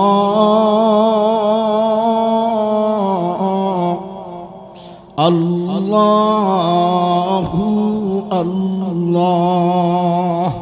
মায়া লাগেনি, মোহাব্বত লাগেনি, ভালোবাসা লাগেনি? মায়া করে ডাক দিও, মায়া লাগবে। মোহাব্বত করে ডাক দিও, মোহাব্বত লাগবে। ভালোবেসে ডাক দিও, ভালোবাসা লাগবে। এড়াং বেড়াং তেড়াং করে ডাক দিলে ডাকের মজা পাইবা না। একটু মোহাব্বত করে ডাকা দেখো বাবা মজা কারে বলে। আব্দুল সালাম আল্লাহ বলে ডাক দিছে, এখন আহাত মুখে নেওয়া তো দূরের কথা, রহমান রাহিম 3টি নাম, 2টি নাম বাকি রয়ে গেছে। আব্দুল সালাম ডাক দেয় ইমাম সাহেবকে, হুজুর পুরা কবরস্থানটার মধ্যে যেন কেমন একটা গ্রান আসতেছে। ইমাম আব্দুল সালামের কপালের মধ্যে চুমা দিয়া কয় রে বাজান, পুরা কবরস্থানে নয়, এই গ্রাম তোর আব্বার কবর থেকে আসতেছে। আল্লাহ পাক আমাদেরকে আমল করার তৌফিক দেন। জোরে আমিন কর। আর বেশি লম্বায় যাব না, কইছি না 12টা বাজছেনি, 12টা 1 হয়ে গেছে না। আমি তো আসছি অনেক আগে, আপনারা আমার এত দেরিতে দিলেন কেন? আপনাদের দোষ। 12টা বাজছে, আমি আসছি 8টার আগে। কি চলবো?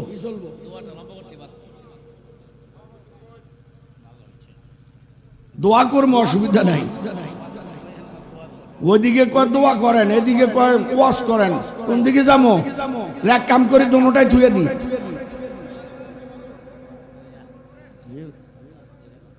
আর ওয়াশ করতে ইন্না লিল্লাহ। কি আলহামদুলিল্লাহ, আমরা হুজুরের কাছ থেকে আরো 10 মিনিট চাইলাম। আপনারা খুশি না ইনশাআল্লাহ? 10 মিনিট ধৈর্য সহকারে আমরা বসি। মনটাকে আমরা ঠিক করি, দোয়া করব ইনশাআল্লাহ।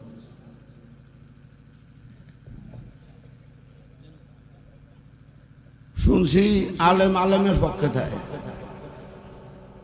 আমার বাজান, আমার পিসাব যিনি আমার খেলাফত দিছে বাজানো, আমি তো শুনছি না।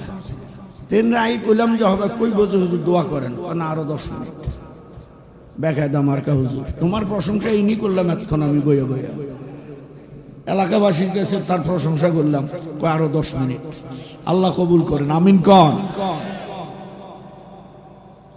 3 ঘন্টা 2.5 ঘন্টা বয়ান করি, অভ্যাস আছে এখন, বুড়া হইল। কিন্তু 12টার পরে তো আমি যাব না। আমার ওই যে কাবুজি গ্রাম নিয়ে গেছে, আমি যদি 11:30টা দাও আধা ঘন্টা, ওই যে হুজবাজান আসলেন না, আপনি যখনই দিবেন আমি 12টা ছেড়ে দিব, কারণ আমি আপনার তারিখ পর্যন্ত আপনার মেহমান। এখন যেটা করবো এটা কি বোনাস, কথা কয় না, বোনাসের হাদিয়া একটা মনে রাখেন। হুজুর ইনশাল্লাহ কইছে, মারহাবা কন। তাহলে এখান থেকে আমাদের একটা শিক্ষণীয় বিষয় হলো যে আমাদের সন্তানদেরকে আমরা এমন একটা পরিবেশে তৈরি করি যে আমি মারা গেলে যেন সে হাত তুললে আমি জান্নাতি, কথা জোরে কয়। আর যেটি থুয়ে গেছেন মনে কষ্ট নেন না, যেটি থুয়ে গেছেন এদিন মোবাইলে দেখেন আমি খানা খাইয়া আসতেছি, দোকানে বহুত লোক, বিভিন্ন জায়গায় বহুত লোক বসে বসে আড্ডা দিতেছে, মানে এদের ভিতরে কবরে যে মরে যাবে একটু কবরস্থানে যাই, একদিন তো যাওয়াই লাগবে, চিন্তাই নাই। আল্লাহ হেদায়েত দান করুন। কবর আযাব দেখছেন আপনারা, মৃত্যু যন্ত্রণা দেখছেন? আল্লাহর হাবিব বলেন দেখা লাগতো না, 1 জাররা পরিমাণ যদি অনুমান করত, একজনও পৃথিবীর মধ্যে দুনিয়ার কোনো কাজ করত না, কবরের চিন্তা, মরার চিন্তা পাগল হয়ে যেত। পাকিস্তানের রাওয়ালপিন্ডি নাম শুনছেন? এর পাশে একটা মসজিদ, লাল মসজিদ, ঐতিহাসিক মসজিদ। এই ঐতিহাসিক মসজিদে হাজী নূর মোহাম্মদ নূর সাহেব তাবলীগের একজন বড় মাকামের মুরব্বী কবর আযাব নিয়ে বয়ান করতেছে। একটু খেয়াল করি কথাটা শুনুন। এমন সময় একজন সৈনিক সেনাবাহিনী হুজুরে ডাক দিয়ে বলতেছে, হুজুর আপনি যে কবর আযাব নিয়ে বয়ান করতেছেন, আপনি কবর আযাব দেখছেন? না রে বাপ, আমি তো কোরআন হাদিসে পাইছি। হুজুর বেয়াদবি মাফ করবেন, আমি নিজে কবর আযাব দেখছি। জোরে আল্লাহু আকবার। হুজুর কে বাবা বলিস তো? জি হুজুর। অলৌকিক, আমার আল্লাহ মনে হয় আমাকে নিজ কুদরতি হাতে দেখাইছে। কেমনে? রাওয়ালপিন্ডির সেনাবাহিনী বলতেছে, হুজুর প্রত্যেকদিন ফজরের নামাজের পর আমি আমার মা বাবার কবর জিয়ারত না করে কোনো কাজে যাই না। এখান থেকে শিক্ষার কি? আপনি যদি পারেন দৈনিক, না পারলে সপ্তাহে শুক্রবার, না পারলে মাসে একবার, না পারলে যেখানে আছেন ওখান থেকে মা বাবার জন্য দোয়া করা। রব্বানা গফিরলি ওয়ালি ওয়ালিদাইয়া ওয়ালিল মুমিনিনা ইয়াওমা ইয়াকুমুল হিসাব রব্বির হামহুমা কামা রব্বায়ানি সগীরা। পারেন না? আপনি যেখানে থাকেন সেখান থেকে আপনি দোয়া করেন, মা বাপ জীবিত হোক মৃত হোক, এই দোয়া করেন, এই সওয়াব বদৌলতে আল্লাহ পাক মা বাপকে মাফ করে দিন। আমার বন্ধুরা, সৈনিক ডাক দিয়ে বলে, হুজুর একদিন ফজরের নামাজের পর আমি কবরস্থানে ঢুকলাম, হঠাৎ করিয়া আমার কানের মধ্যে আওয়াজ আসতেছে, কে জানি কার হাড্ডিটা মড়মড় করে ভেঙে ফেলতেছে। হুজুর গো, আমার ভয় হলো, আমি আর সামনে গেলাম না, পিছের দিকে যাই। যত পিছের দিকে যাই এত যেন আওয়াজ বাড়তে আসে, বাড়তে বাড়তে বাড়তে বাড়তে ঠিক যেই কবর থেকে আওয়াজ, আমি ওই কবর বরাবর গিয়ে দাঁড়িয়ে গেছি। আমার আল্লাহ মনে হয় আমার দেখাবে। আমি যেই কবরটার থেকে আওয়াজ উঠতেছে ওই কবর বরাবর দাঁড়িয়ে গেলাম। তাকাই দেখি কবরটার মধ্যে এইরকম মোটা একটা সুড়ঙ্গ হয়ে গেছে।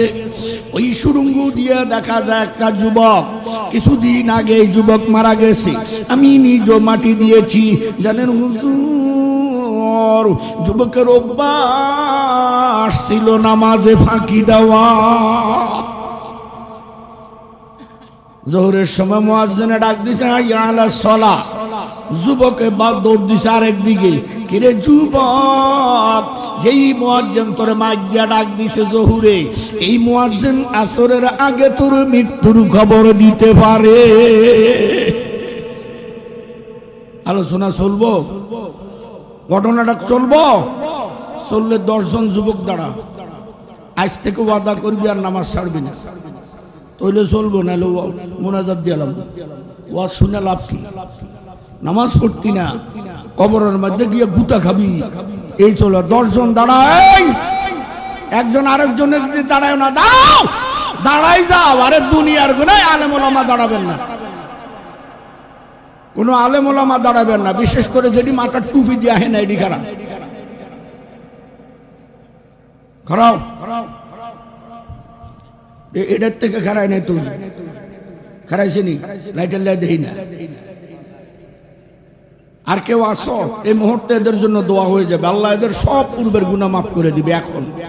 এখন মাফ করে দিবে। এখন কোরআনের আয়াত, যদি কেউ মনে চাস তো দাঁড়া, এই দোয়া তোর নসিবে নাও জুটতে পারে।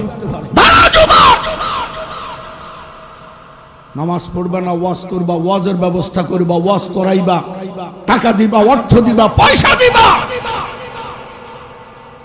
আর রাশিদিনে দিয়া শেষ দোয়া করাইবা। বড় বড় হুজুরাইনা মাঝখানে ঢুকাইবা। আমার থেকে দোয়া নিতে হলে তোমাকে আমার কথা মতো নামাজ পড়তে হবে। কথা কয় না? যেটি দাঁড়াইছেন এটি চিনেন আপনারা? যারা যারা দাঁড়াইছেন এরা একটু ডানে বামে দেখেন কে কে দাঁড়াইছে। নামাজ পড়বেন তো? মা কথা কয় না, পড়বেন তো? যারা দাঁড়াইছেন তারা 2 হাত তোলেন, বসিন্নাটি বসে থাকেন। দোয়া এখন যারা দাঁড়াইছে এদের জন্য, যারা বসে রয়েছেন এদের জন্য দোয়া নেই। উড়ান, হাত উড়ান, বলেন। যারা দাঁড়াইছেন তারা বলেন, বসে থাকেন না আর বললেও লাভ হবে না। বলেন আপনারা, আয় আল্লাহ, আমি যখন বলবো তখন নিজকে নিজে বুঝাও। আমি ওয়াদা করতেছি, ওয়াদা করতেছি, ওয়াদা করতেছি। করতেছেন তো? আজ থেকে তোমার হুকুম 5 ওয়াক্ত নামাজ ইচ্ছা করে ছেড়ে দিব। আয় আল্লাহ, তুমি আমাকে বলতে নিজকে বুঝাইবেন। আমাকে তোমার হুকুম 5 ওয়াক্ত নামাজ পড়ার তৌফিক দান করো, তৌফিক দান করো, তৌফিক দান করো। আয় আল্লাহ, আমি তওবা করতেছি, আমি তওবা করতেছি, আমি তওবা করতেছি। তোমার হুকুম আদায় করার মতো আমারে তৌফিক দাও। আমার জীবনের পূর্বের গুনাহ মাফ করে দাও। আমিন, আমিন, আমিন। বসো। হুজুর দেখছেন তো, আমি আমার কাম করছি, আল্লাহ তুমি তোমার কাম করে নাও। আমিন কর। আবার মহিলারা আমার ওয়াজ শুনে আবার হাদিয়া দেওয়া শুরু করছে। মহিলাকে তো ওয়াজই করি না, একটুখানি করছি। যাক, মা বোনেরাও দেখা যায় আমার উপর খুশি আছে। আল্লাহ মা বোনদেরকে কবুল করে। প্রত্যেকটা মা বোনের পেটের মধ্যে আল্লাহ কোরআন হাফেজ বানান, আলেম ওলামা বানান, নেককার সন্তান বানান। যে সন্তানগুলা দোয়া করলে মা জান্নাতে যাবে, যে সন্তানগুলো দোয়া করলে বাপ জান্নাতে যাবে, এমন সন্তান প্রত্যেকের ঘরে ঘরে আল্লাহ তৈরি করে দেন। কি সদরঘাটের পাশে একটা বিশ্ববিদ্যালয় আছে নাকি? কি বিশ্ববিদ্যালয়? জগন্নাথ। আমি বাংলা বাজার যাইতেছি, এমন সময় বিশাল বড় এক ফাগড়িওয়ালা হুজুর সালাম দিয়ে, উনি আমার চিনছে, আমি চিনি না। সালাম দিয়ে, হুজুর কেমন আছেন? আপনি, আপনাকে তো চিনলাম না। হুজুর আমি আপনাকে চিনি, আপনি আমাদের ওই পাকিস্তান মাঠে বয়ান করছিলেন। হ্যাঁ করছি তো। হুজুর আমি আপনাকে চিনি। আমি তো হুজুর আপনি কোথায় আছেন? হুজুর আমি হুজুর না তো। হুজুর আমি তাবলিগে গিয়া তাবলিগের সাথে 2 চিল্লা দিছি, এখন এই অবস্থা। যুবক, হয়তো তুমি তাবলিগে যাও, তোমার পরিবর্তন এসে যাবে, নয়তো হক্কানি পীর মাশায়েখের খানকায় যাও, তোমার পরিবর্তন এসে যাবে। এই 2 ছাড়া বর্তমানে তোমার পরিবর্তন আনার আর কোনো কায়দায় আমি দেখি না। কি করব আমার বন্ধুরা? সৈনিক ডাকতে বলল, হুজুর আমি ওই সুরঙ্গ দিয়া দেখতেছি দূরের বাচ্চা থেকে ছোট্ট একটা বাচ্চা ওই যুবকের কবরের মধ্যে বুকের উপর বসে রয়েছে। ওই জীবটা এখন আমি দেখতেছি টাচ করে গিয়া তার নাকের মধ্যে ঠোকর দেয়।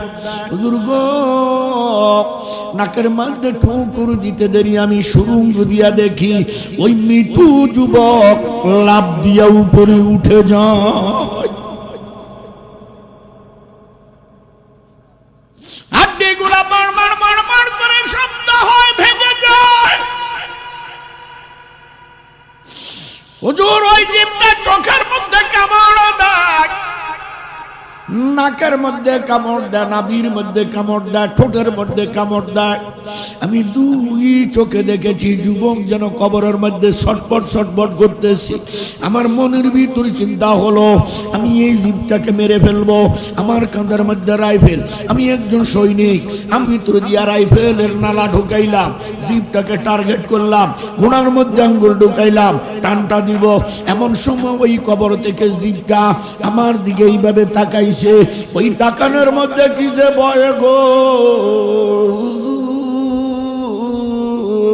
আজ 3 মাস আমার পেটে আহার যায় না। কাঁপতে কাঁপতে আমার হাত থেকে রাইফেল পড়ে গেল। আমার জীবন বাঁচানোর জন্য আমি দিলাম তো।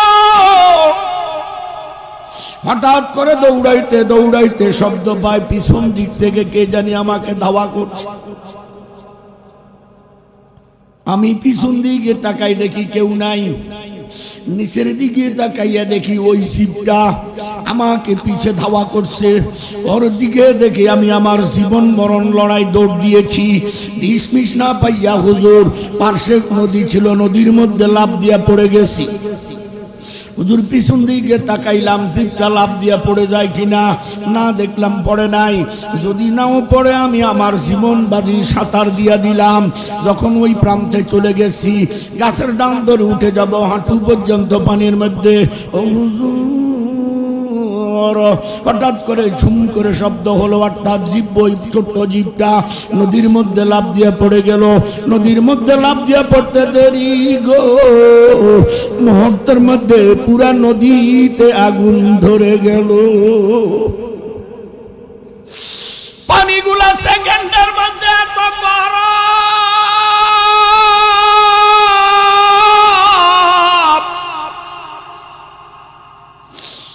এত গরম হইছে গো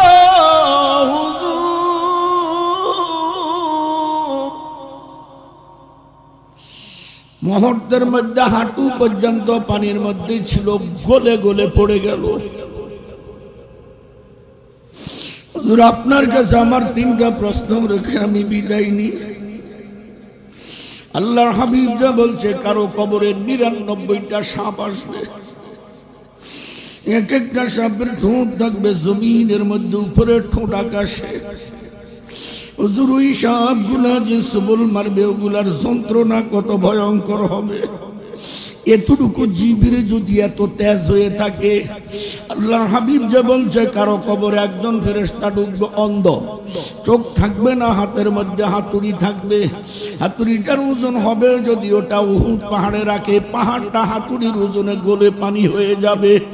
ওই হাতুড়ি দিয়ে আঘাত করতে থাকবে। হুজুর ওই হাতুড়ির আঘাত কত কঠিন হবে। হুজুর আল্লাহর হাবিব বলছেন কারো কবরে একজন ফেরেশতা ঢুকবে, ওই ফেরেশতা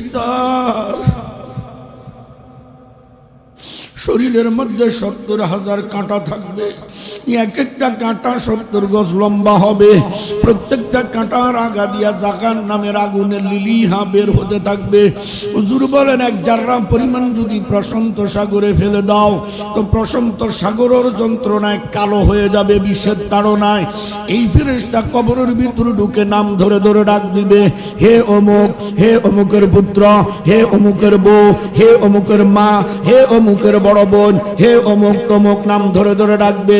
মসজিদের হুজুর তোরে অনেক বুঝাইছে, পীর মাশায়েখ বুঝাইছে, দাওয়াতে তাবলীগ বুঝাইছে, ওয়াজ মাহফিলে বুঝাইছে, বুঝার চেষ্টা করস নাই। ক্ষমতার পাওয়ার দেখাইছ, অর্থের পাওয়ার দেখাইছ, শরীরের পাওয়ার দেখাইছ, এলাকার মাতবরি দেখাইছ, এখন মজা চাকিয়া ল। এই বলিয়া যখন জড়ায় ধরে চাপ দিবে গো,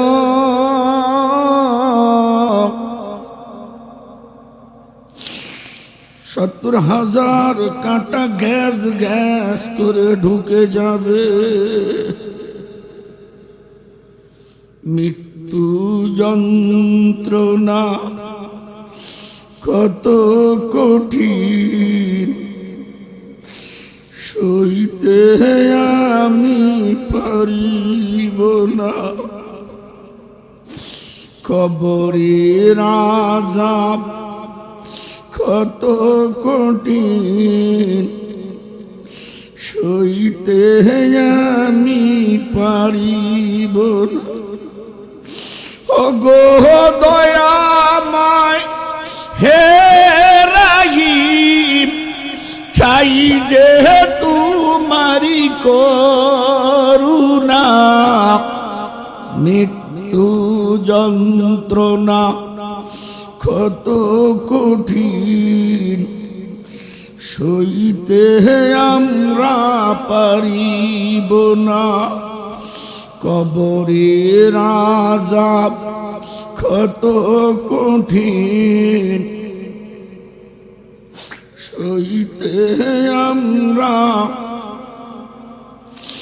ওগো দয়াময় হে রাহিম, চাই যে তোমারি করুণা। মৃত্যু যন্ত্রণা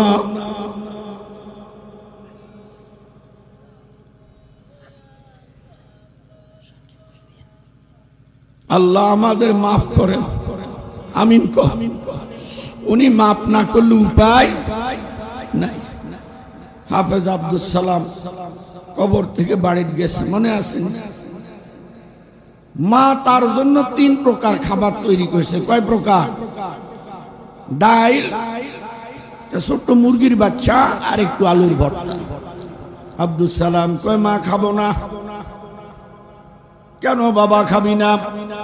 আমি গভীর পানির নিচে দেখেছি তুমি আমাকে 8 প্রকার তরকারি দিয়ে খাওয়াইছ, এখন কেন গো মা 3 প্রকার? মা কয় বাবা কি বলিস, আমি কোথায় পাবো? গরিব মানুষ, অনেক কষ্ট করে 3 প্রকারের ব্যবস্থা করেছি। এমন সময় আওয়াজ আসে, আব্দুল সালাম রে, ওই খাবার জান্নাতি খাবার। অনেক কথা একটা সাইড দিতে গিয়া মানুষ কেমনে বিনা দাওয়াতে কোরআন পাইলো। ওদিকার যালামনা আনফুসানা ওয়া ইল্লাম তাগফির লানা ওয়া তুরহামনা লানাকুনান্না মিনাল খাসিরিন। হে আল্লাহ,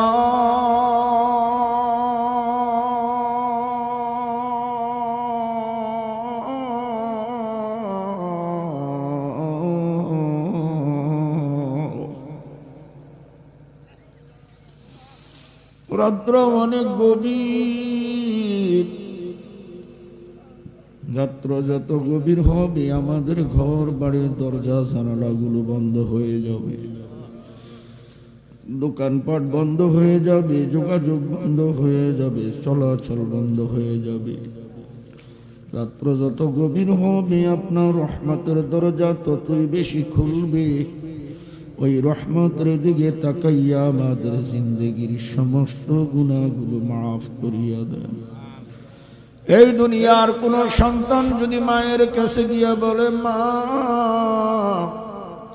আমি ভুল করে ফেলেছি গো মা জননী, মা সন্তানকে টান দিয়া বুকে নিবে, চোখের পানিগুলো মুছে দিবে, আর বলবে, আমি তোর মা, আমি কি তোরে বদদুয়া দিতে পারি? ইয়া আল্লাহ, আপনি তো মায়ের চেয়ে আমাদেরকে কোটি কোটি গুণে মায়া করেন। আপনার মায়ার দিকে তাকাইয়া আমাদের জিন্দগির সব গুনাহগুলো মাফ করিয়া দেন। এই দুনিয়ার কোন ভিখারি ভিক্ষা চেয়ে এক দরজায় না পাইলে আরেক দরজার আশায় দৌড়ায়, ওই দরজাওয়ালা তাড়াইয়া দিলে আরেক দরজায় পাবে বলে দৌড়ায়। হুমায়ুনপুর কবরস্থানের মাহফিলের ময়দানটার দিকে তাকাইয়া দেখেন, ইয়ারা কার দরজার ভিখারি, কেমনে তাড়াইয়া দিবেন, কেমনে হাঁকাইয়া দিবেন, কেমনে ফিরাইয়া দিবেন, কার কাছে যাব, কারে আল্লাহ বলে ডাকবো, কে মাফ করে দিবেন? ইয়া আল্লাহ, আমরা গুনাহ করতে জানি, আপনি মাফ করতে জানেন। আমাদের স্বভাব গুনাহ করা, আপনার স্বভাব মাফ করা। আমরা সবাই গুনাহগার, আপনি তো গাফফার। বাজান রে, সবাই মনটাকে নরম করেন, মাথাটাকে নিচু করেন। এই মজলিসের সবচেয়ে বড় নিজকে নিজে অপরাধী মনে করেন। আপনার গুনার খবর আপনি জানেন, আমার গুনার খবর আমি জানি। আপনি যত বড়ই গুনাহ করেন না কেন, আমার আল্লাহর রহমত তার চেয়ে আরো বড়। মাথাটা নিচু করিয়া পারলে আমার সাথে সাথে বলেন, কত গুনাহ করছি আমি আল্লাহ আমার জীবনে,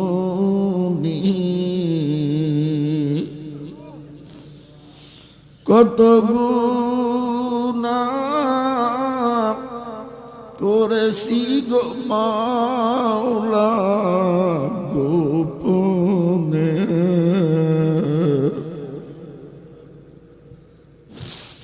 মাফ করিয়া দেন গো মাওলা নিজ গুণে। আপনি যদি মাফ নাহি করেন আল্লাহ বান্দারে, আপনার বান্দা কেটে পড়বে দোজখে। বান্দা যখন জাহান্নাম, আল্লাহু আকবার। প্রশান্ত সাগরের মাঝখানে যদি একটা ছোট্ট ছেলেকে ফেলে দেওয়া হয়, ছেলেটার ডাইনও পানি, বামেও পানি, উপরও পানি, নিচেও পানি, সামনে পানি, পিছে পানি, কুল নাই, কিনার নাই, বাঁচার কোনো উপায় নাই। আল্লাহর হাবিব বলেন, এমনি ভাবে যদি কাউকে জাহান্নামে ফেলে দেওয়া হয়, ডাইনে আগুন, বামে আগুন, সামনে আগুন, পিছে আগুন, উপরে আগুন, নিচে আগুন, কুল নাই, কিনার নাই, আগুন আর আগুন ছাড়া উপায় না।